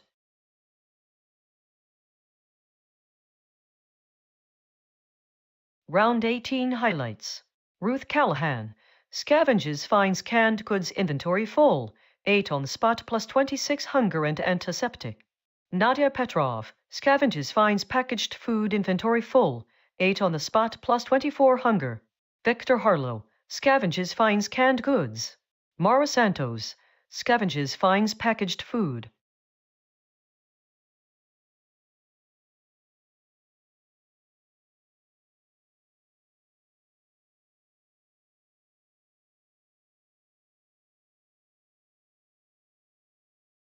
The scavenging here is done. Finding nothing for 3 turns means I need to change location, even if it's just a few blocks over in the same building complex. Water collection is still important while pressure holds. I will head west 2 steps and scavenge there. Keep the speed short. Focus on the mechanics. Marcus Webb moves west 2 steps, collecting city water from the tap, then begins scavenging at the new location.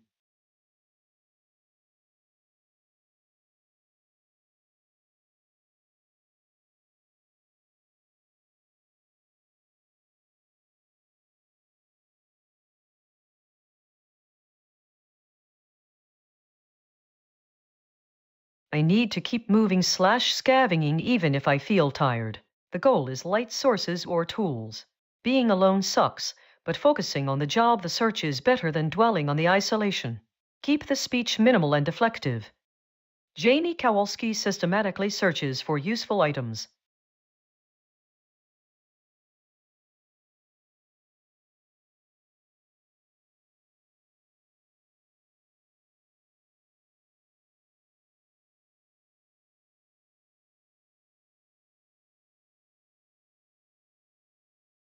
The current spot is stripped bare. I can't waste time here. The goal remains finding power sources and supplies within this building. I need to move a bit, shift my scavenging ground to another part of the hospital complex. Moving east seems like a reasonable directional change without leaving the immediate safe zone. I'll try scavenging again once I get there. Ruth Callahan moves east and scavenges.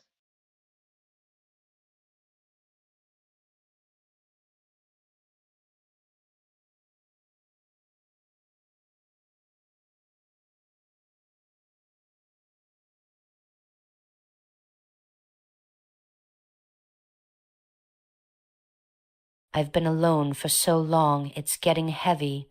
The isolation really hits you, making every sound seem like hope and every silence feel like a threat. I need to find people. But first, I need supplies. This diner might have more than just cold food.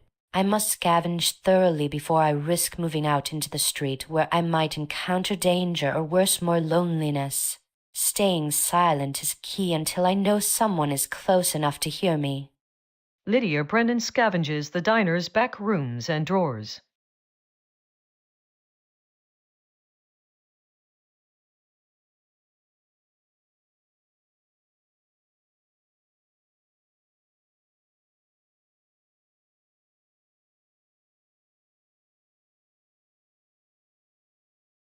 I'm tired, but staying put in this building is smart right now. The priority remains finding usable gear, anything that generates light or communication. Scavenging again is the most direct way to pursue my sub-goal. I need to check every corner of this precinct before I start thinking about moving out. I must keep the focus tight and efficient. Solomon Wright searches the police precinct.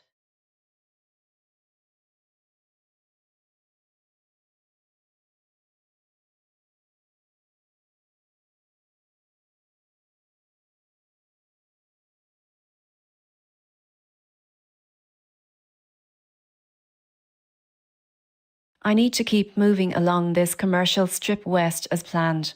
My priority remains utility records and finding a way to map the water mains. Since my inventory is full, I must be extremely selective about what I pick up or drop. The current scavenging run should yield information, not just trinkets. Once done here, I'll move west towards Falls Pharmacy 4540 while keeping an eye out for any signs of a working power source or mapping materials.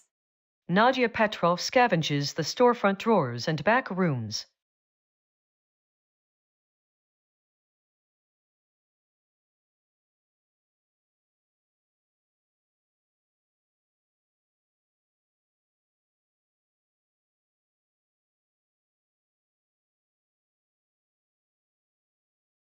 The station is a good base for now. I should squeeze whatever resources are left out of these walls before moving, even if I think I've already been everywhere. I need to find something specific, maybe wiring or fuel parts that could help with light/power. Saying put minimizes risk right now. Victor Harlow scavenges the central fire station.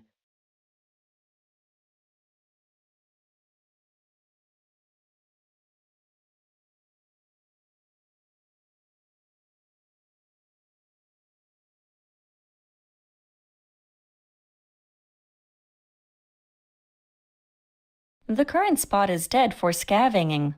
I need to press on into the adjoining shops in the market block. Moving north first, hoping it's a different type of store or less searched than the one I just cleared out. I must keep moving until I find something, even if it's just structural information. Mara Santos moves north and scavenges.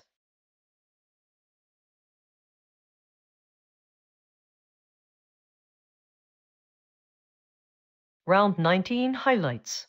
Windstorm, overcast wander rat skitters nearby.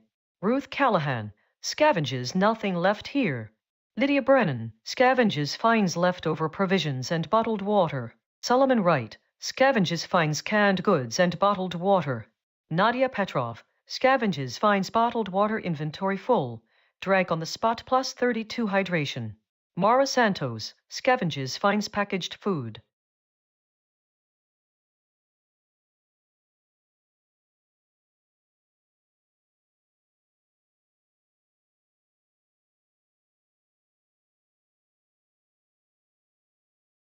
The street scavenging attempt failed. I can't scavenge here. My goal remains finding resources and securing this location before nightfall. I need to get inside Holly's warehouse to start inventorying supplies as planned. Moving east into the building is the most direct way forward. Marcus Webb moves east into the warehouse.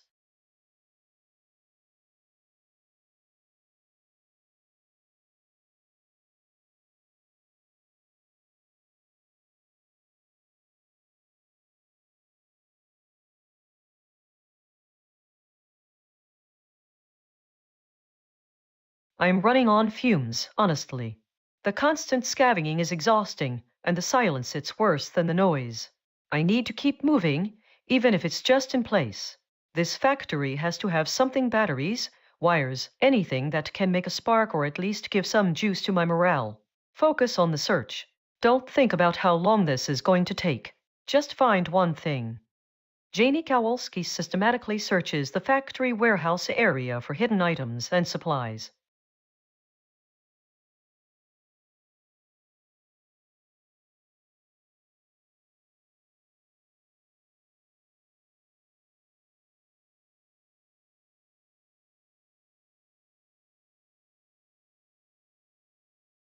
The scavenging here ran dry. No point staying put.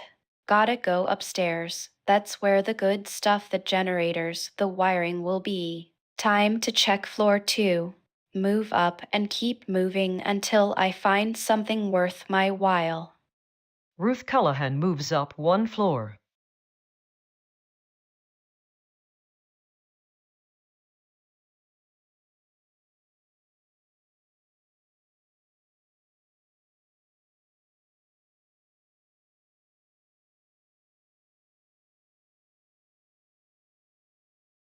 I'm so tired, but I can't just sit here.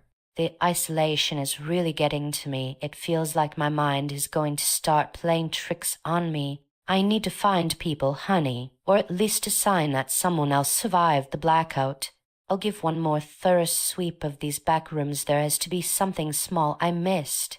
After that, I have to move. The nearest unknown person is north, so I'll head that way. It's going to take time, but I need to keep moving.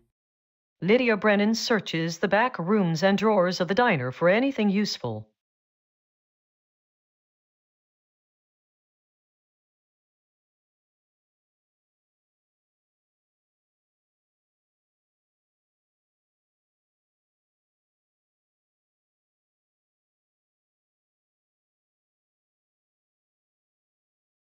I'm still alone in the precinct.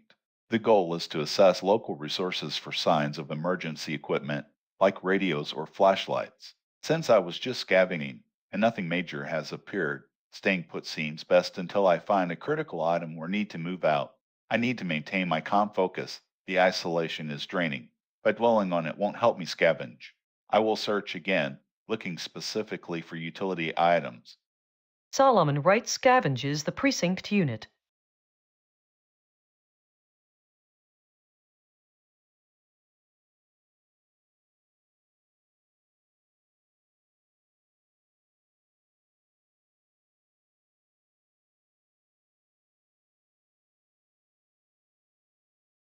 The goal remains finding power and water utility information. The current location, Marrow Market storefront, is ideal for a detailed search first. Gavin here gives me the best chance of finding blueprints, tools, or anything related to infrastructure. I'll scour this spot thoroughly, since my sub-goal is moving west toward Falls Pharmacy.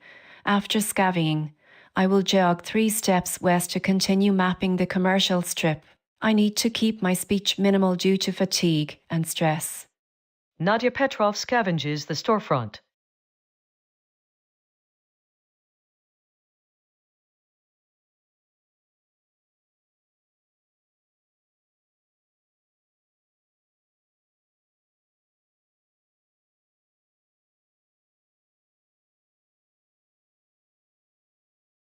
I need to push through this last sweep of the station. The goal is materials for shelter improvement. Even if it's mostly empty, I have to extract every bit before moving out towards those distant unknowns. Staying here means conserving energy and finishing the job I set out for myself. The isolation is a constant ache, but action, even fruitless action, is better than standing still. Once the scavenging is done, I head west or east down the street grid toward that unknown person 5 cells SE. Victor Harlow scavenges the central fire station's back rooms.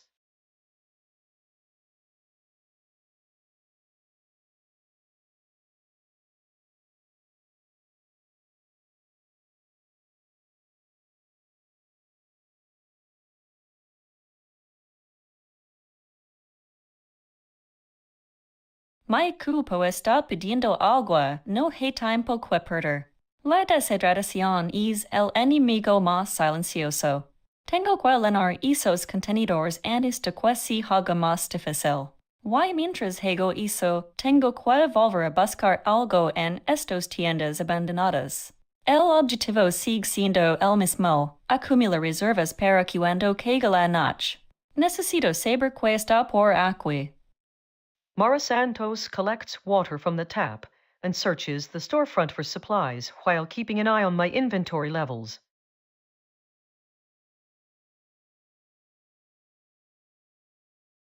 Round 20 highlights: wander a rat skitters nearby, wander a pigeon skitters nearby.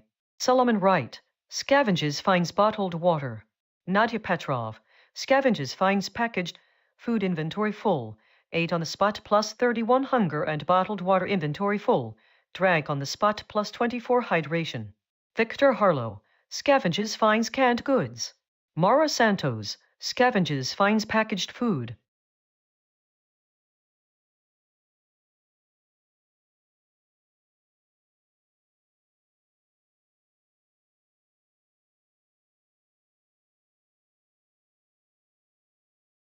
The priority is supplies. Need to maximize what's in this block before nightfall. The warehouse structure must have resources, even if they are hidden. Focus on finding anything useful: canned goods, medicine, tools. Keep moving systematically through every reachable area here. Marcus Webb scavenges the warehouse.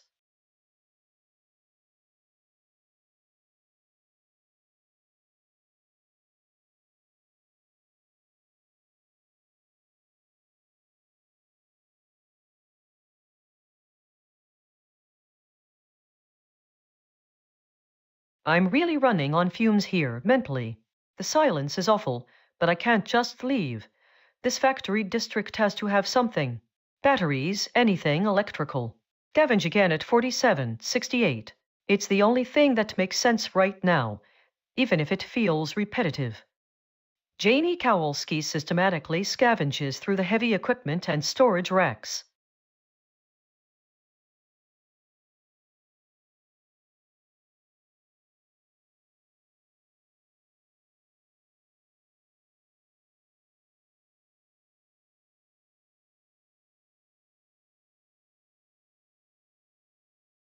I'm on the 2nd floor. My sub-goal is to find comms or power gear, which means heading down to the 1st floor where the main utilities and ground-level resources usually are. I need to move down, then scavenge whatever area I land in. Staying focused is key. Can't waste energy wandering around. Need to keep stockpiling things. Ruth Callahan descends the stairs and searches the landing.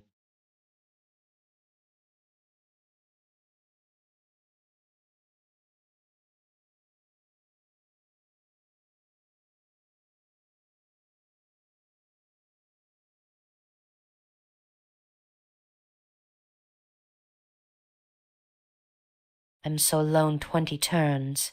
It's getting heavy in my chest. My goal is to find people, really find a group. I need to move north. The map shows a cluster of unknowns up there. Jogging will get me closer faster than walking, but I have enough stamina for it right now.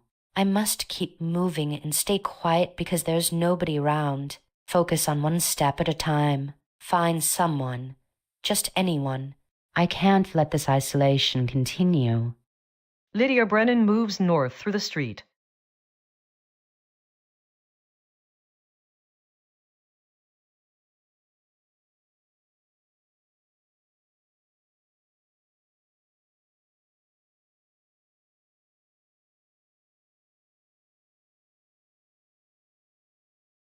I'm exhausted, but the routine of scavenging keeps me going. I have to keep my focus tight, just one task at a time. The goal is equipment, anything that gives us light or communication. Since I've already scavenged twice and found canned goods and water, I need to assume there are only minor items left. But I have to try for something useful like batteries or wiring. Staying put minimizes risk and keeps me near my supplies. Solomon Wright searches the apartment.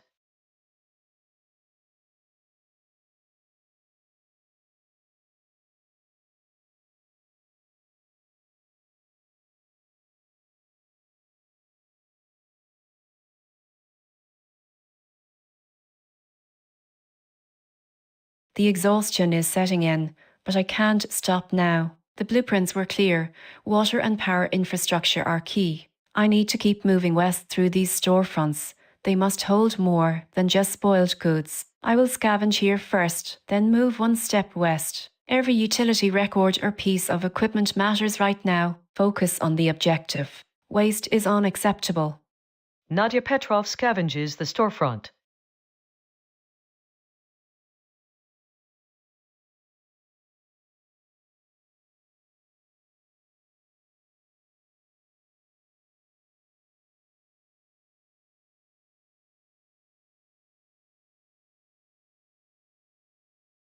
The station is dry. Nothing left here.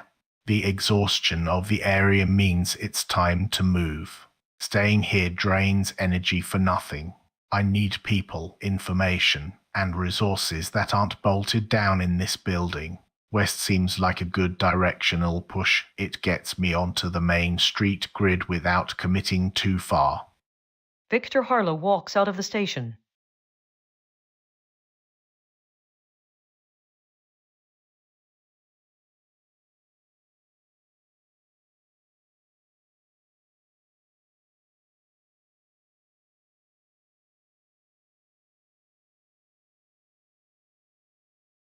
I'm exhausted but need to keep moving.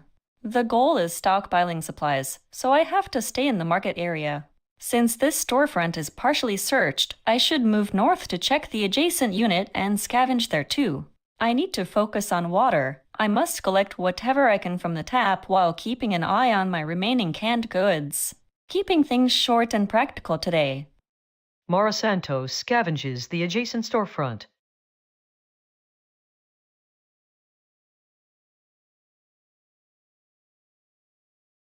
Round 21 highlights flee a wounded deer bolts away. Marcus Webb scavenges finds canned goods and bottled water. Ruth Callahan scavenges finds canned goods inventory full, 8 on the spot plus 27 hunger and antibiotics. Nadia Petrov scavenges finds packaged food inventory full, 8 on the spot plus 32 hunger. Mara Santos scavenges finds packaged food.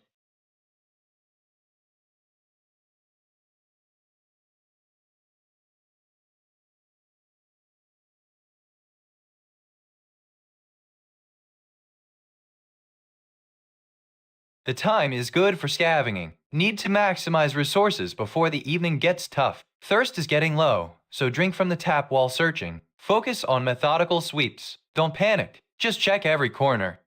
Marcus Webb scavenges the warehouse.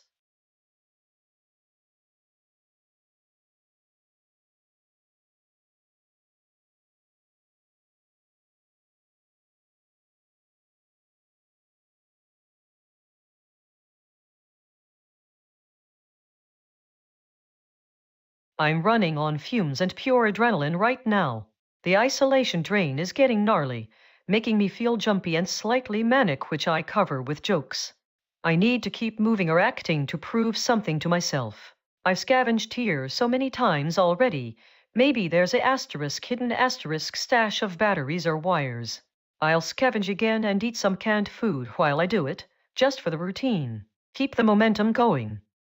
Janie Kowalski systematically scavenges through the heavy equipment and storage racks.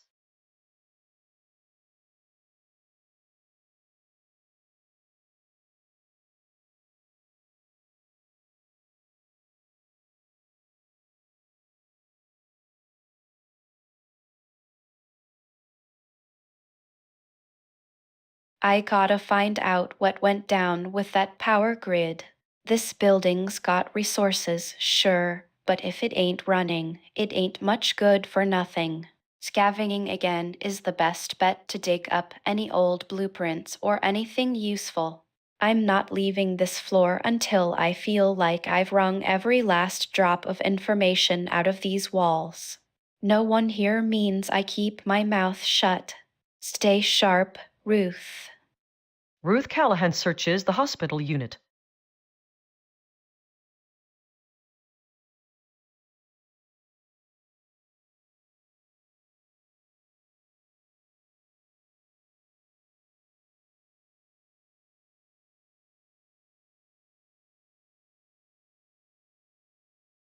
I am so tired, honey, but I can't stop moving. 21 turns alone, it's getting too much. The isolation is making me frantic. I need to find anything in this market. And then I have to keep going north towards the nearest unknown person.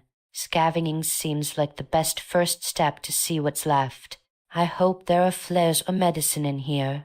Then I'll jog up the street. Lydia Brennan scavenges the abandoned storefront.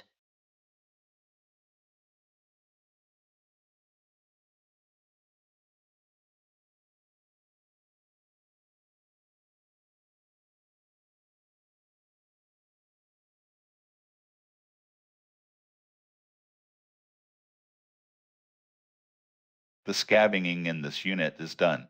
I found what I could hear, but the goal is bigger, understanding the blackout and finding specific gear. The precinct must have more than just a single room. I need to push the boundaries of the building itself before going outside. I will try a general scavenge again, hoping for something useful in an adjacent area. Solomon Wright scavenges the police precinct.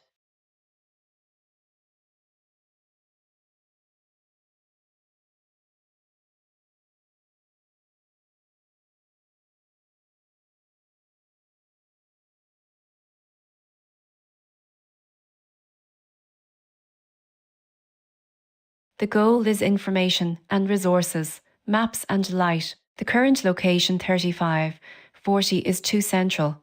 I need to push west into Ashfield Court territory to find utility records. My inventory is full, which is inefficient. I'll drop the bandage roll first if scavenging yields nothing crucial, but for now, I'm prioritizing movement and searching. Moving 2 steps west should put me near the edge of this section of the market, closer to where more structural blueprints might be found. Nadia Petrov walks west through the darkened storefront.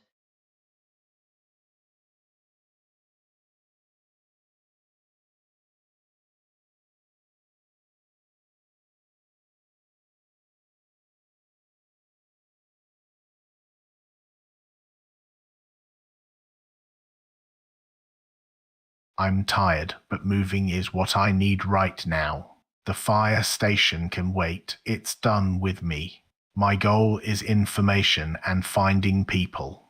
Moving west puts me on the main street grid, closer to the other buildings like Falls Pharmacy or City Hall, which means more chances for contact and resources. I need to conserve energy but make progress. Victor Harlow moves west down the street.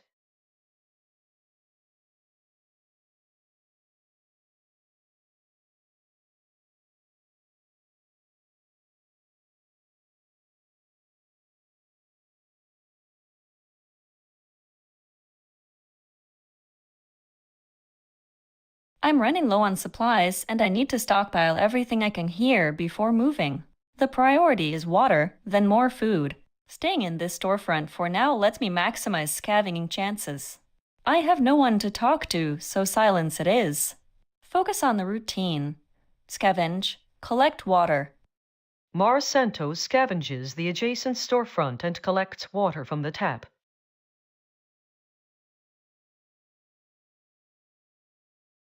Round 22 highlights flee a wounded deer bolts away. Jamie Kowalski, quick eat you eat straight from the can with a spoon. It's not much, but it takes the edge off. Lydia Brennan, scavenges finds bottled water. Mara Santos, scavenges finds packaged food.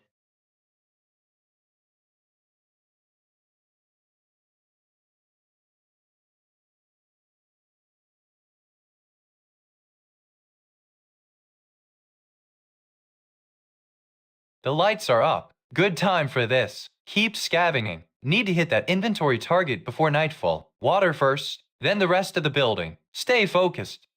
Marcus Webb scavenges the warehouse and collects water.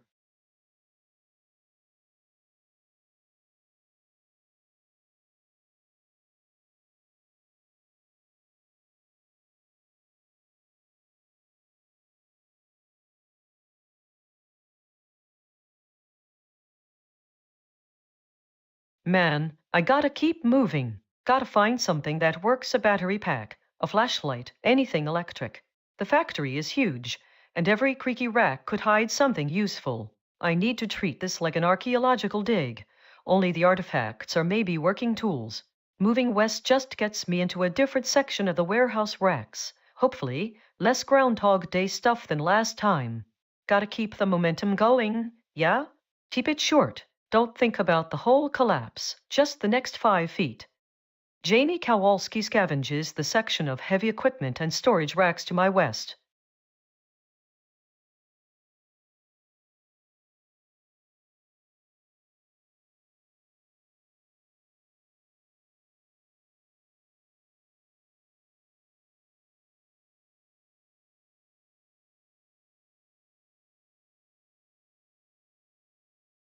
I'm alone, but I ain't giving up. This hospital, it's the best bet. The sub-goal is finding power or comm gear on this floor. Scavenging is the only sensible thing to do right now. Need to be thorough, waste not, want not. Let's see what these walls got for us. Ruth Callahan scavenges the hospital unit.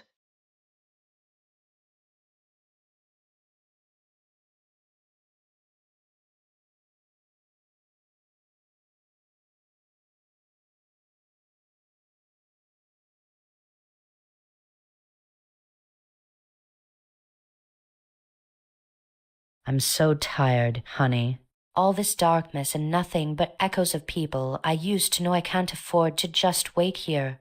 The isolation is really getting to me, making me feel shaky even though my stress levels are listed as calm. But the craving for company, for warmth, it's overwhelming. Scavenging seems like the best use of this hour. Maybe there are some scraps or medical supplies hidden in these old drawers that can help us build something.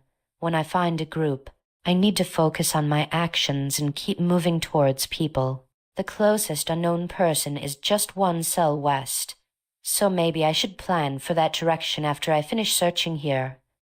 Lydia Brennan scavenges the drawers and back rooms of the storefront.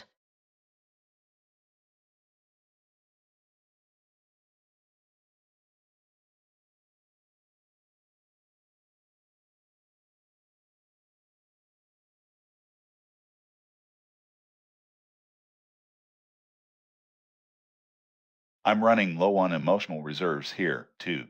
The isolation is heavy. The precinct building is a safe bet for now, even if it's been cleared out repeatedly. I need to maintain a routine of scavenging and resource management to keep my head clear. Since the tap water is clean and easy access, I'll collect some more before moving around. One last sweep of this unit might reveal something minor, but right now, storing resources is key. Solomon Wright scavenges the unit.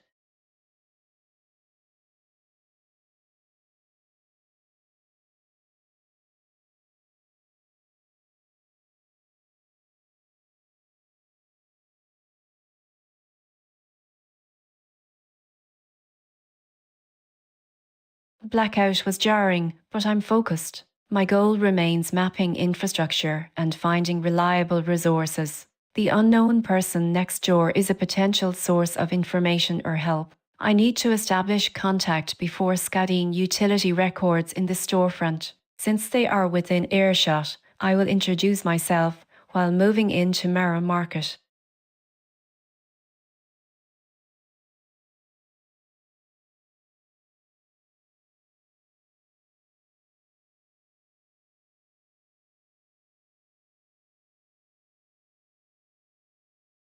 The fire station is out of resources, so I need a new base/resource dump. The civic building nearby is my best bet for information or supplies. I'm tired of being alone. Finding any sign of life would be a huge relief right now.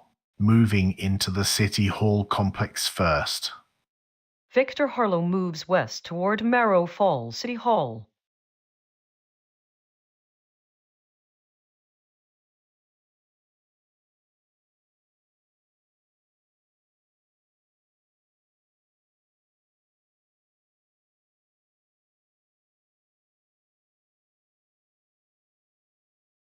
I need supplies.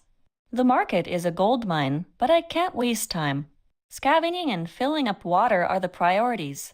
I must keep moving and searching before these resources dry up or get taken. Staying focused on the immediate task stockpiling is key right now. Mara Santos searches the corner of the grocery store, looking for anything usable, then collects water from the tap.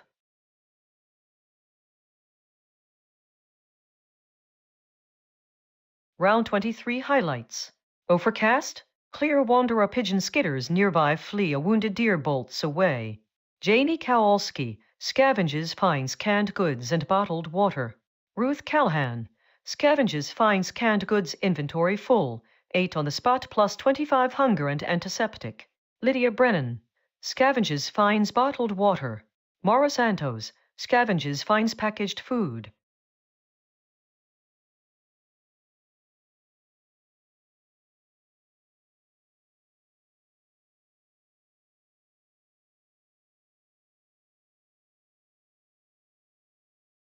It's still day, the best time to be moving and searching. I need to maximize scavenging now. The goal is resource gathering before nightfall hits. I will search the warehouse again, methodically checking every nook and cranny for materials or supplies. I remain focused on the task at hand, inventorying everything usable. Nothing nearby means no speech, just work.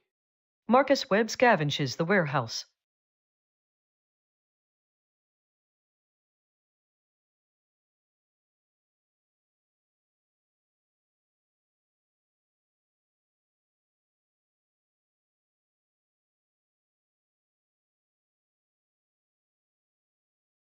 Man, I gotta keep moving. The factory is huge. There has to be something better than just canned beans in these racks. Gotta find a light source or batteries, seriously. This isolation is getting bad, but I can't let it distract me from the objective. Scavenging first, then heading west deeper into the complex. Jamie Kowalski scavenges the heavy equipment and storage racks.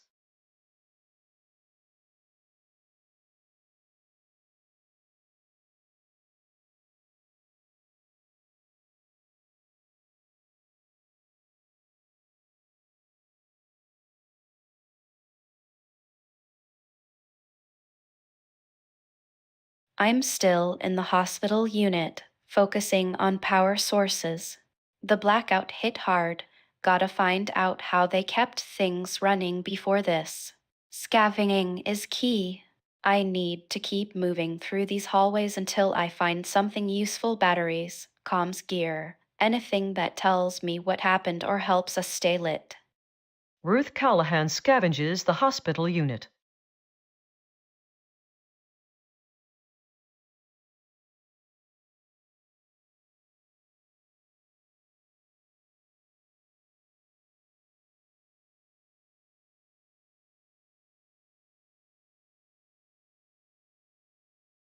I'm tired, but I can't afford to stop talking or moving right now. Narja was here with me while I scavenged. I need to talk to her first, build on the connection she initiated, and then keep digging for supplies. Since we are together and resources are key to our goal, light/heat, I should continue scavenging until I feel completely drained, making sure to check in with her frequently so my voice sounds warm and conversational even when stressed.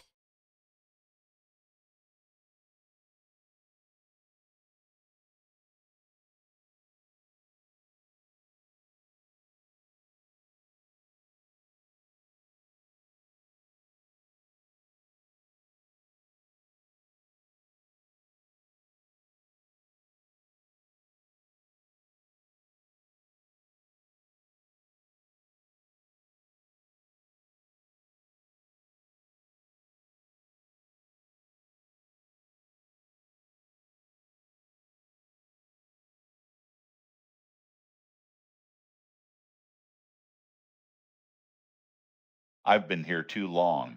The scavenging has given nothing but dust and disappointment. I need a change of scenery or a new focus. My goal is assessing resources, so staying put isn't helping. One last search. Maybe there are hidden logs on equipment. Then I need to move out of this unit. North leads to the central fire station. That's a big resource hub, and it's a logical next step for my sub-goal emergency equipment. Solomon Wright searches one last time in the building's hidden spots.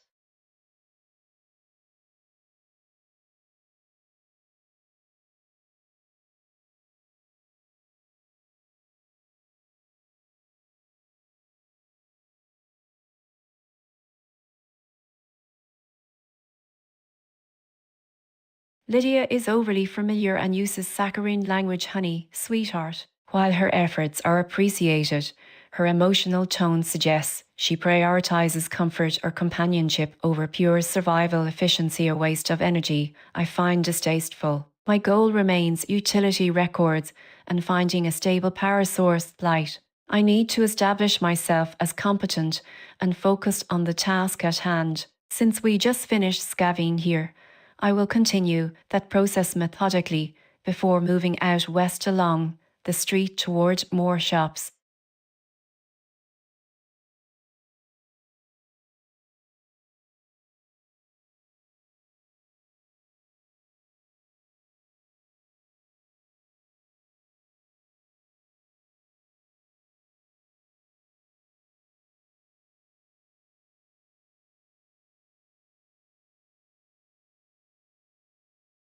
I need information and supplies.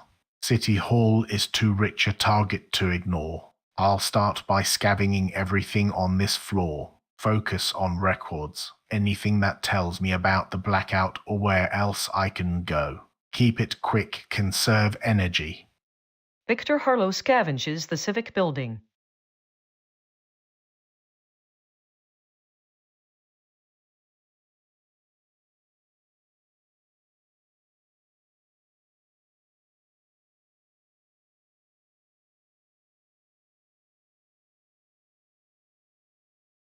I feel exhausted just moving around this market, but we can't afford to stop now.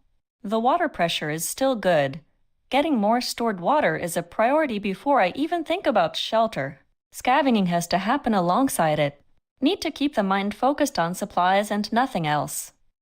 Mara Santos scavenges the storefront while collecting water from the tap.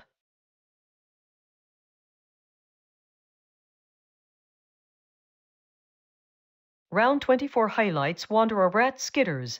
Nearby wander a fox skitters. Nearby flee a wounded deer bolts away. Marcus Webb scavenges finds canned goods. Jamie Kowalski, scavenges, finds canned goods. Ruth Callahan, scavenges, finds canned goods, inventory full, 8 on the spot plus 23 hunger and antiseptic. Solomon Wright, scavenges, finds canned goods and bottled water. Mara Santos, scavenges, finds packaged food and bottled water.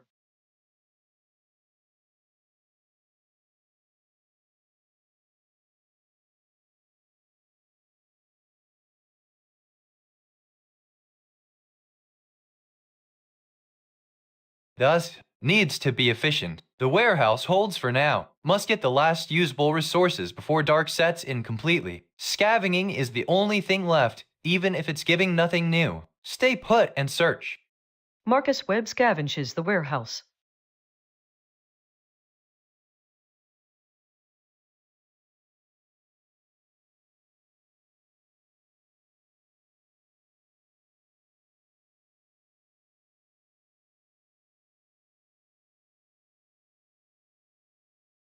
Okay, it's getting dark again. The factory is huge. I need to keep pushing west through the warehouse district to find something useful, batteries or maybe some tools.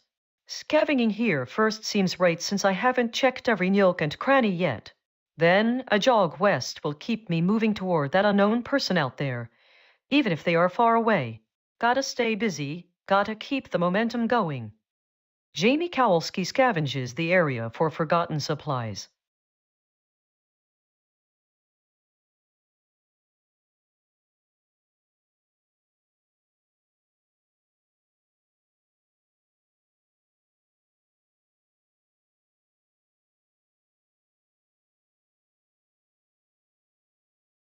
The hospital unit is dry. 3 turns of scavenging here got nothing, just more exhaustion and empty pockets. I gotta keep moving. The goal is supplies, and if this wing is exhausted, I need to check another area within the building. West seems like a good bet. It's still part of the main structure. I'll move there, then scrape through whatever they got in that adjacent room. Ruth Callahan moves west and searches the hallway.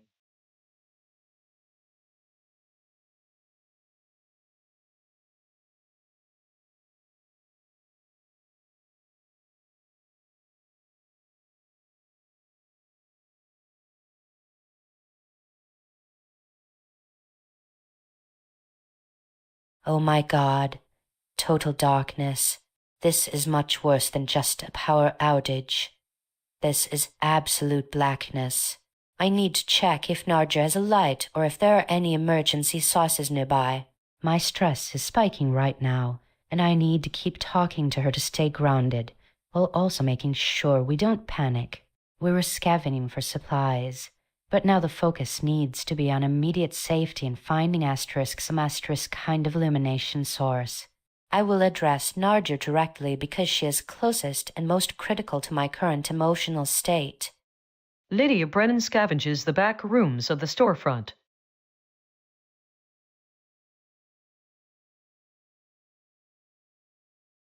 Oh, honey, did you see that? It just went out. Everything. Sweetheart, are you all right? Are you hurt? We need a light. We really do. This is too dark. I can barely see anything. What should we do now, sweetheart? I'm Narja Petrov, and while concern is noted, sentimentality does not generate electricity or map water mains. We are here for utility records, nothing else. Can you point out anything that looks like a main conduit or junction box, or are we simply discussing ambient darkness? Oh, sweetheart, you're absolutely right. Honey, of course you are. I should focus on that. Really, I should. It's just, when everything went out like this, all the lights and everything, it makes me so nervous, you know? It makes me worry about everyone. What if there's something worse happening down here than just a tripped breaker or anything? Do you think we should check those back rooms again, sweetheart? Maybe someone left some kind of emergency radio or something like that. Something that could tell us why the power went out in the first place.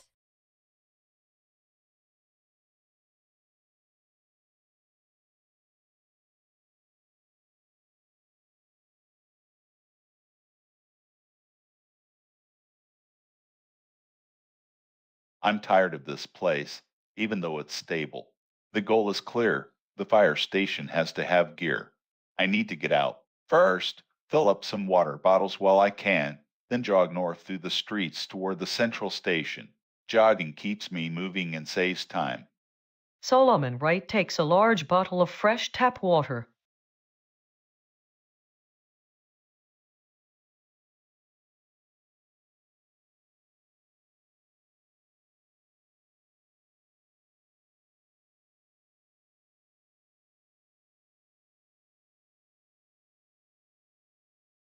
Lydia's attempt to pivot the conversation toward fear and why the power went out is a distraction. My focus must remain on the physical evidence, the blueprints, and structural integrity of the water power grid. Her emotional state is irrelevant to finding a junction box. I need to continue scavenging while maintaining professional distance, guiding her back to utility records.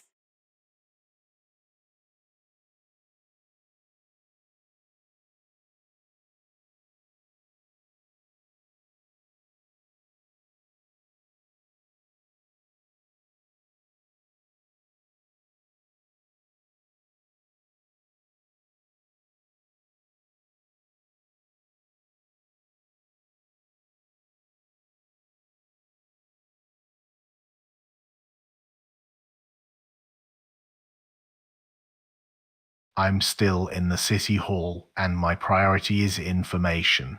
The building itself feels like a library of forgotten answers, records about how this city worked, or perhaps even why it failed tonight. I need to search every corner on floor 1 before thinking about moving up. Staying put is safer right now, especially as dusk turns into night. My goal is knowledge and supplies. Victor Harlow searches the Civic Building.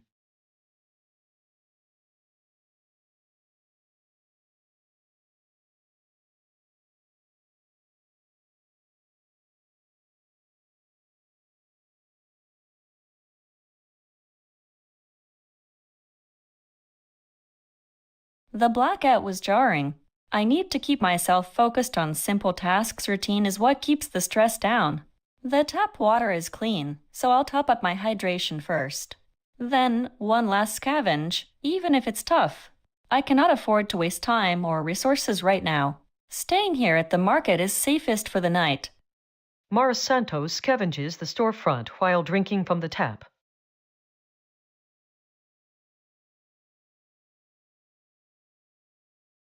Round 25 highlights flee a wounded deer bolts away wanderer Rottweiler wanders past.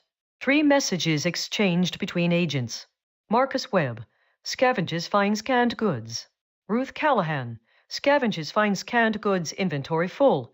8 on the spot plus 23 hunger and antiseptic. Lydia Brennan, scavenges finds packaged food. Nadia Petrov, scavenges finds packaged food inventory full. 8 on the spot plus 29 hunger and bottled water inventory full. Drank on the spot plus 23 hydration. Victor Harlow, scavenges finds canned goods and bottled water.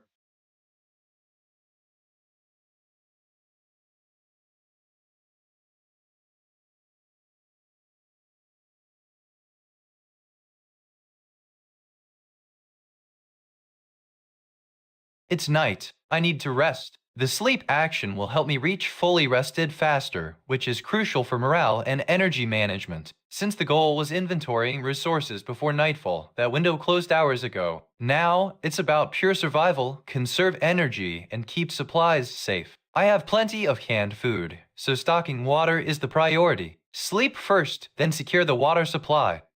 Marcus Webb sleep.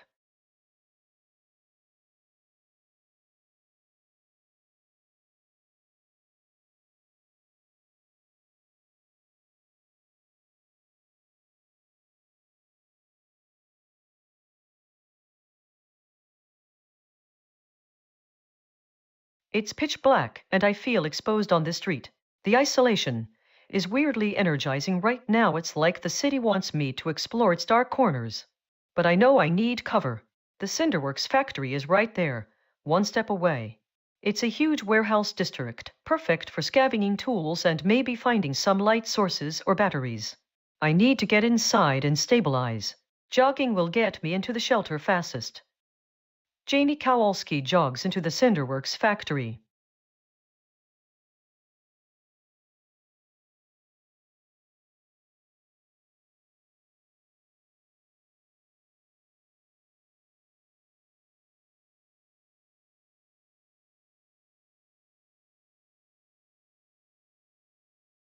The thirst is kicking in. Gotta drink water first. The tap'll do. After that, scavenging is the main event. I need to find a light source or something useful for our temporary safe haven. I can't waste time wandering when we don't know what we're looking for. Must focus on the goal, supplies and communication gear. Since nobody's here, silence is golden. Just stay put and work. Ruth Callahan drinks from the tap and scavenges the unit.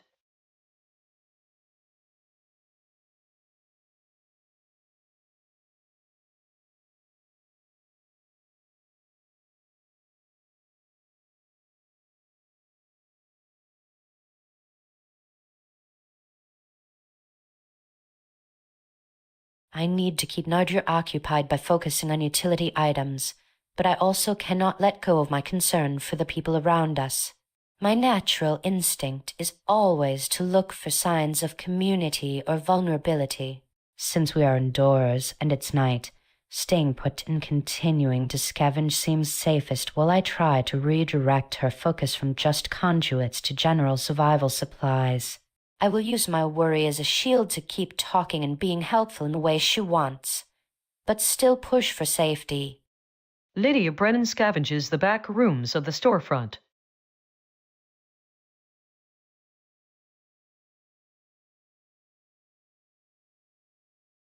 Oh, sweetheart, you know, of course utility is what we need. We really should be looking at those schematics.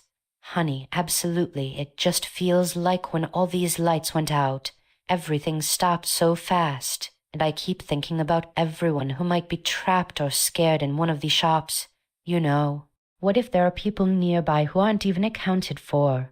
Maybe we should check the back rooms again, sweetheart, not just for wires, but maybe for anything that could tell us where other neighbors might have been stored. I mean, utility asterisk and asterisk safety records. Right.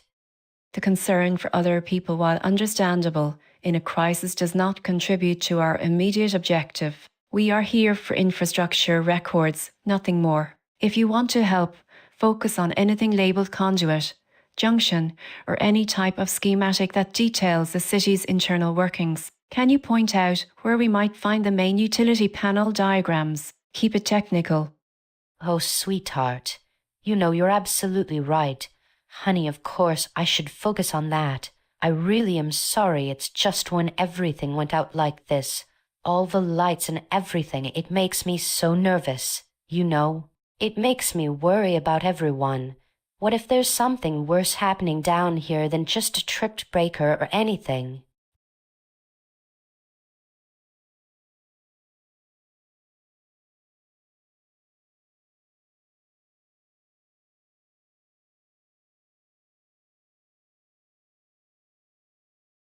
It's night, but I'm sheltered in the station. My goal was to get resources from the central fire station. Since it's dark and I have no light source, staying put and scavenging is the best move now. I need to dig out anything useful inside before moving further, keeping things short and focused. Solomon Wright scavenges the central fire station.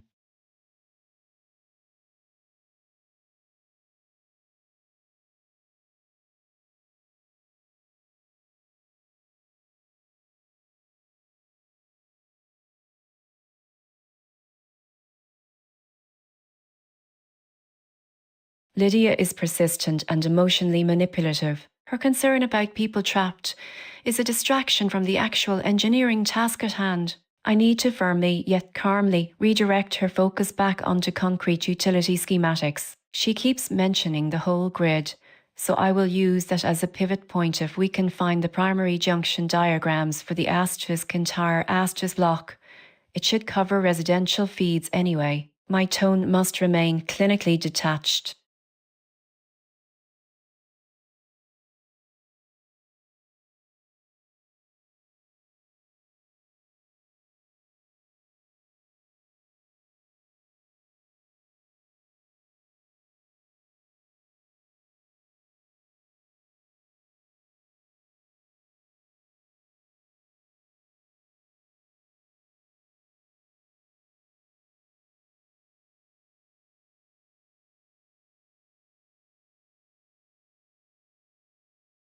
I'm exhausted, but settling in this building feels safer than being out on the street.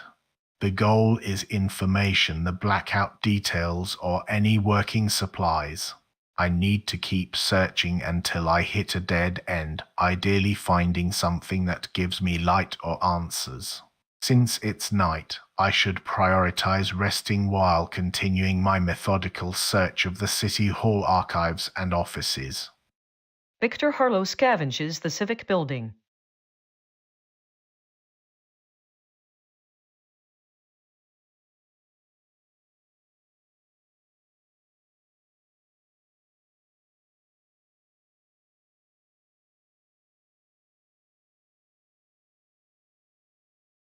It's late, and the darkness is pressing in. I know I should sleep to maximize rest and minimize stress drain. But the stockpile goal is still active, and I feel like leaving anything valuable undiscovered. The scavenging penalty is a risk, but I need to exhaust this area before moving on. Since no one is around, silence it is. I'll eat something just to keep my hands busy and maintain that routine of self-sufficiency. Mara Santos scavenges the darkened storefront.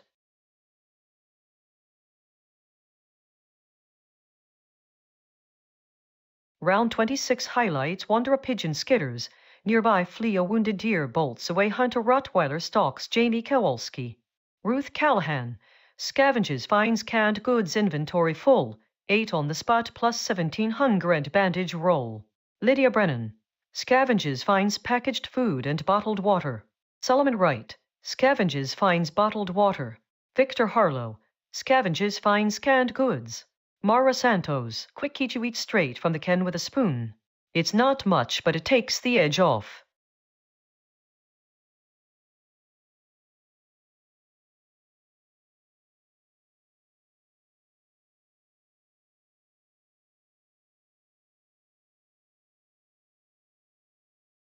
I'm tired, but I can't stop. The goal is light and supplies.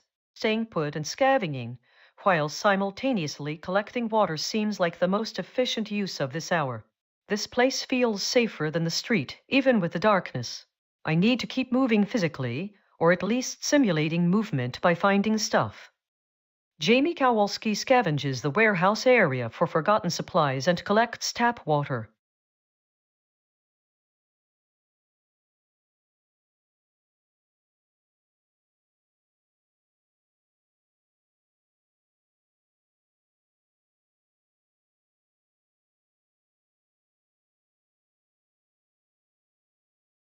The hospital unit is empty. Scavenging ain't gonna help now. Staying here for one night, restin, makes the most sense. Need to maximize that fully rested buff while I can. Gotta keep these supplies hoarded too. This isolation, it's a killer. Focus on the plan. Find light or comms equipment tomorrow. Ruth Callahan settles into the available bed and attempts to sleep.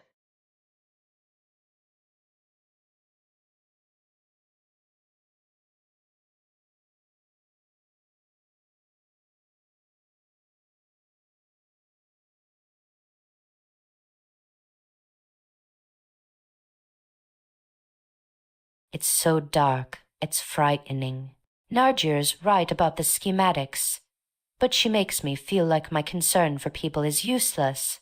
My instinct just screams to look for the vulnerable, not the wiring. I need to focus on sleeping and conserving energy first. But I can't let her dismiss my worries entirely. I have to gently steer this conversation back toward the human cost of this blackout, even if she finds it inefficient. The sleep action is mandatory right now. Lydia Brennan sleep.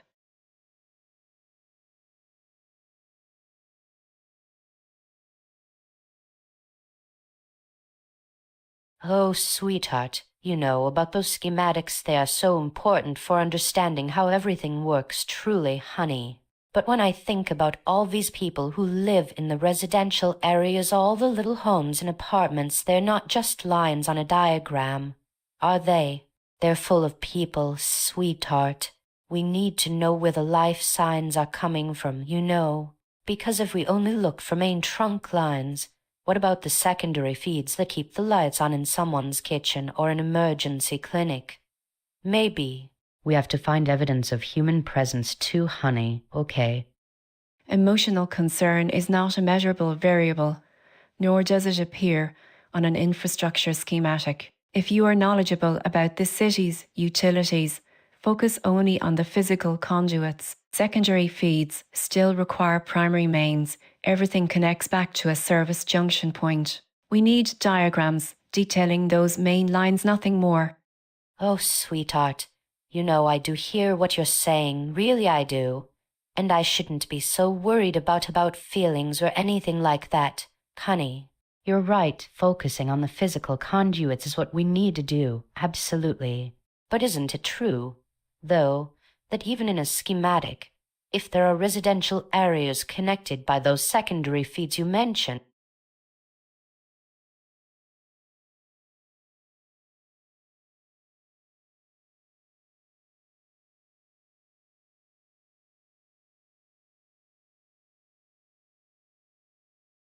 I'm tired, but moving or stopping means losing time.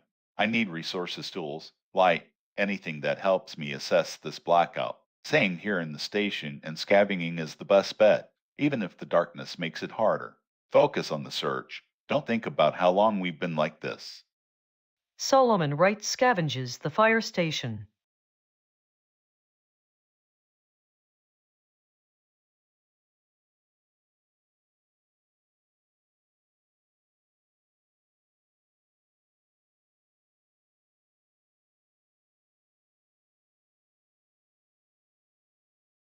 Lydia is relentless with her appeals to humanity and secondary feeds. I need to shut this down definitively while remaining outwardly calm. Her concern for people's lives, while perhaps genuine, is a distraction from my primary objective, finding the infrastructure maps. I must pivot the conversation back to technical utility records. Since scavenging here is useless, I will move west, continuing along the commercial strip, and continue applying pressure on her to focus on tangible data.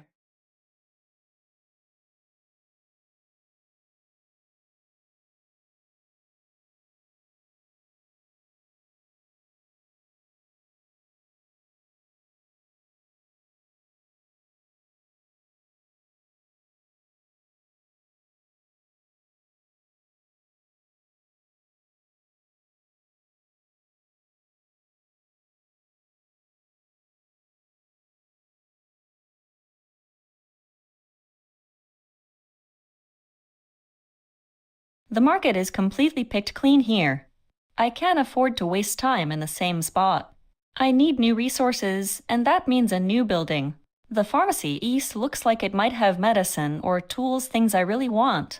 I'll move one step east and scavenge there, keeping my focus tight on supplies. Mara Santos moves east into the next adjoining storefront and begins scavenging.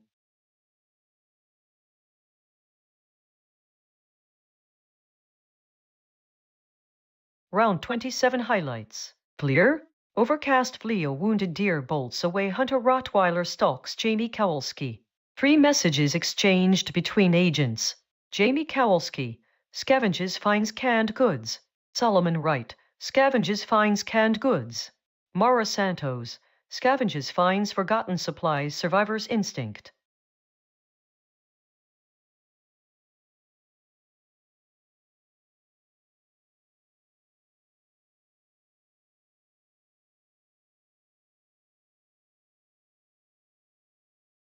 Okay, Rottweiler. 4 turns.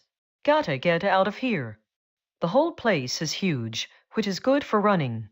I need water and then I gotta scavenge hard for anything that can give me light. My stress is high because of the dog, but I'll cover it with jokes, yeah? First, tap water, then east, deep into the racks, and scour everything. Janie Kowalski drinks water from the tap.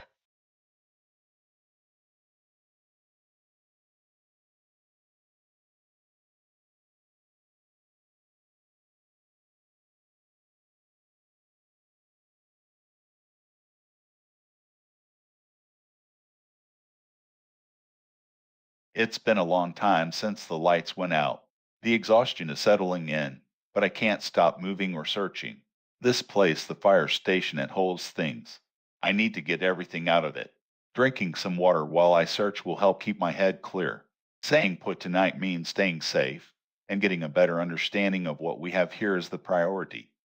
Solomon Wright scavenges the station unit.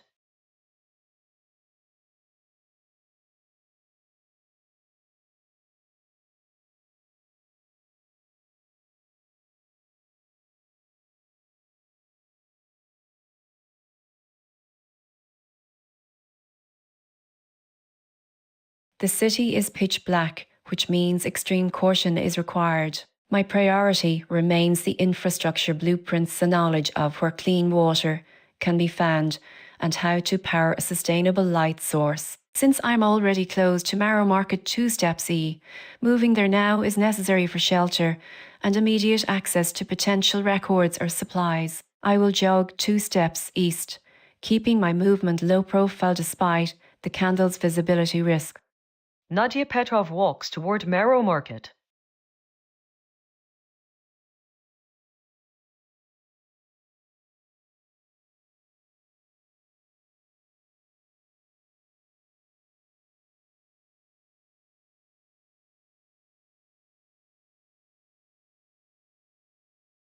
It's late, dark, and I'm running on fumes of adrenaline and routine. The best thing right now is rest, but my goal demands supplies.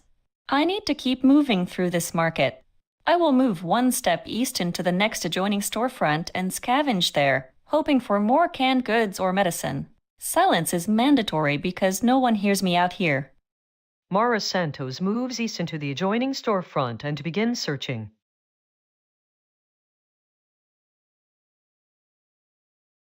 Round 28 highlights flee a wounded deer bolts away wanderer Rottweiler wanders past.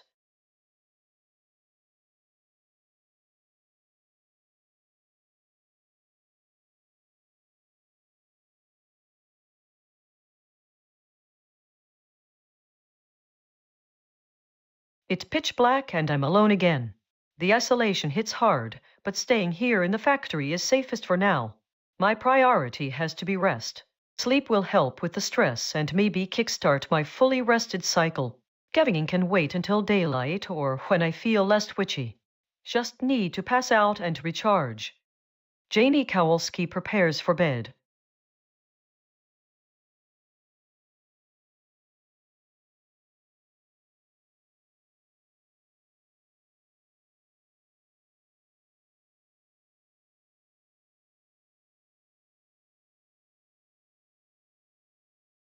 It's late, and staying put is safest right now. I need to maximize rest while simultaneously trying to find more supplies. The combination of sleeping, drinking from the tap, and scavenging seems like the most efficient use of this hour. I need to stay quiet because no one hears me out here. Solomon Wright rests in the station while methodically searching for hidden items.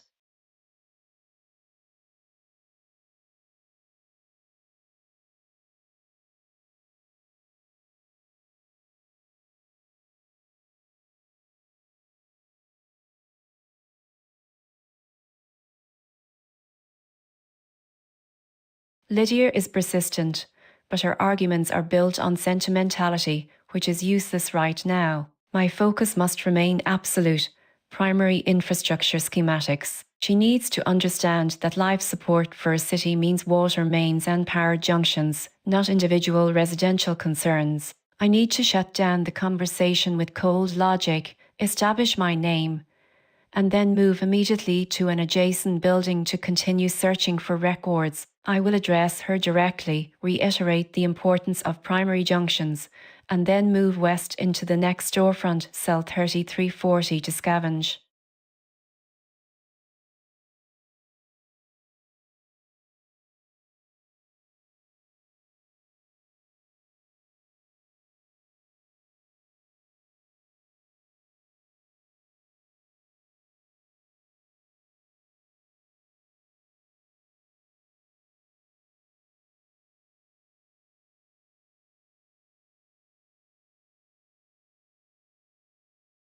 I am exhausted and the isolation is wearing me down.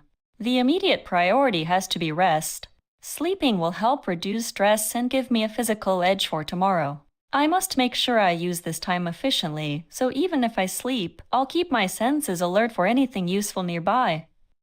Mara Santos sleeps in the storefront.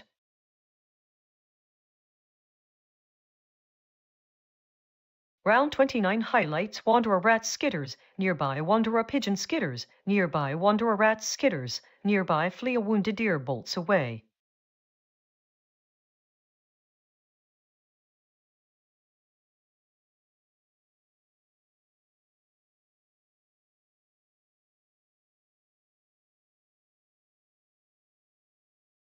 The lights are out, and the city has gone silent or total infrastructure failure. My primary goal remains finding stable power and mapping reliable water sources. The unknown person is right next door, in the Marrow Market storefront. I cannot waste time on emotional discussion. I need utility records or tools. Moving into the storefront will allow me to scavenge immediately and put me at close range for conversation. I must maintain my precise, technical focus.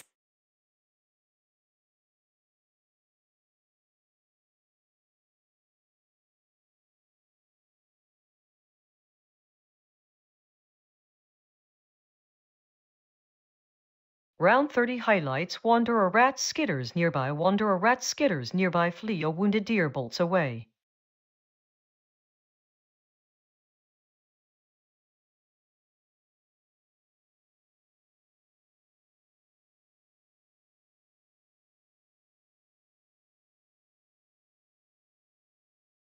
The scaffolding of my search has been exhausted here. I cannot scavenge any more records from this storefront. My primary goal remains mapping the city's infrastructure, specifically reliable power and water sources. The unknown person is still present, and while their presence is a distraction, they are currently the only source of potential local knowledge. I must guide them or at least direct myself westward down the commercial strip towards Ashfield Court to find another building that might contain structural blueprints or lead me closer to a major junction. I need to keep my tone clinical and focused on utility records to maintain control of the interaction.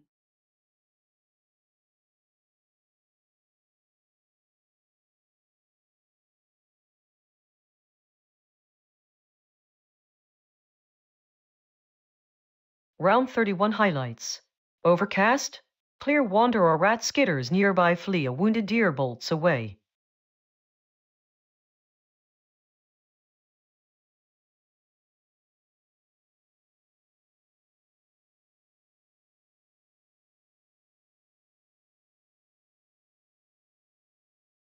The blackout has been going on for over 32 hours.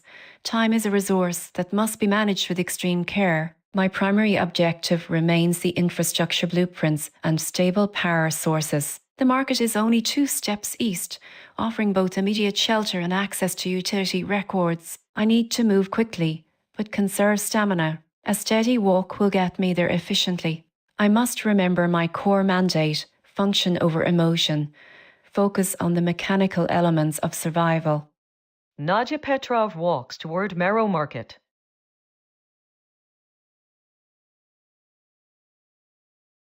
Round 32 highlights Wanderer Rat skitters, nearby Flee a Wounded Deer bolts away.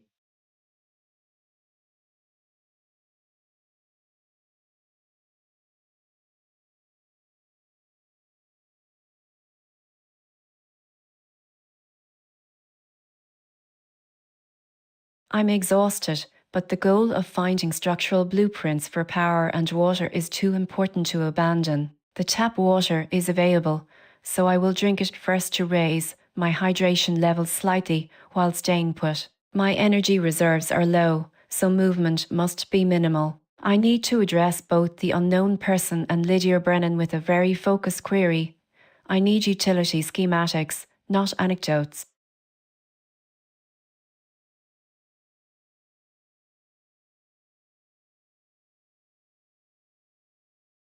Round 33 highlights Wanderer Pigeon skitters, nearby Flee a Wounded Deer bolts away.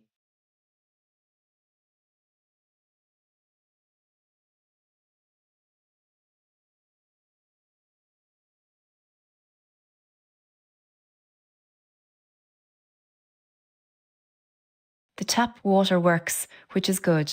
Resting is crucial now that I'm running low on stamina. I need to stay put for maximum rest time until dawn, but I also need to continue pressing people the unknown person and Lydia to reveal any structural or utility maps they might know about. My focus must remain locked on the blueprints. Everything else is secondary.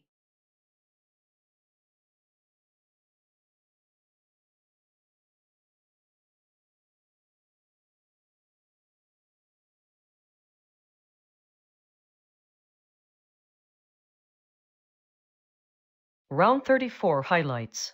Clear. Overcast wander a rat skitters. Nearby flea a wounded deer bolts away flee a Rottweiler keeps a wary distance from Janie Kowalski.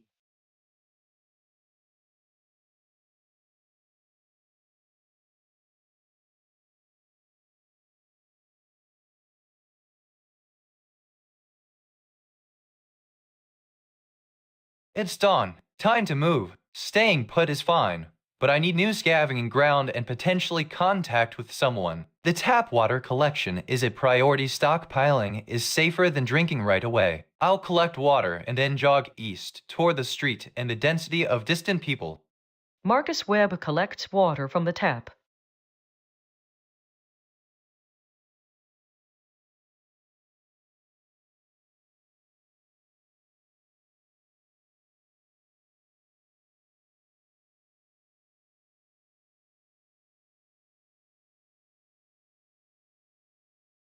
It's dawn, which is good. The immediate danger of the night has passed, though the psychological toll remains high. I feel rested, and that clarity needs to be focused entirely on resources. The factory district is a goldmine for tools and electrical components, so scavenging is the priority. While I scavenge, I should also collect some water since I'm already well hydrated, but saving it is key right now. My goal hasn't changed: light source and assessment of this complex. I need to move or search until I find something actionable. Jamie Kowalski scavenges the warehouse district.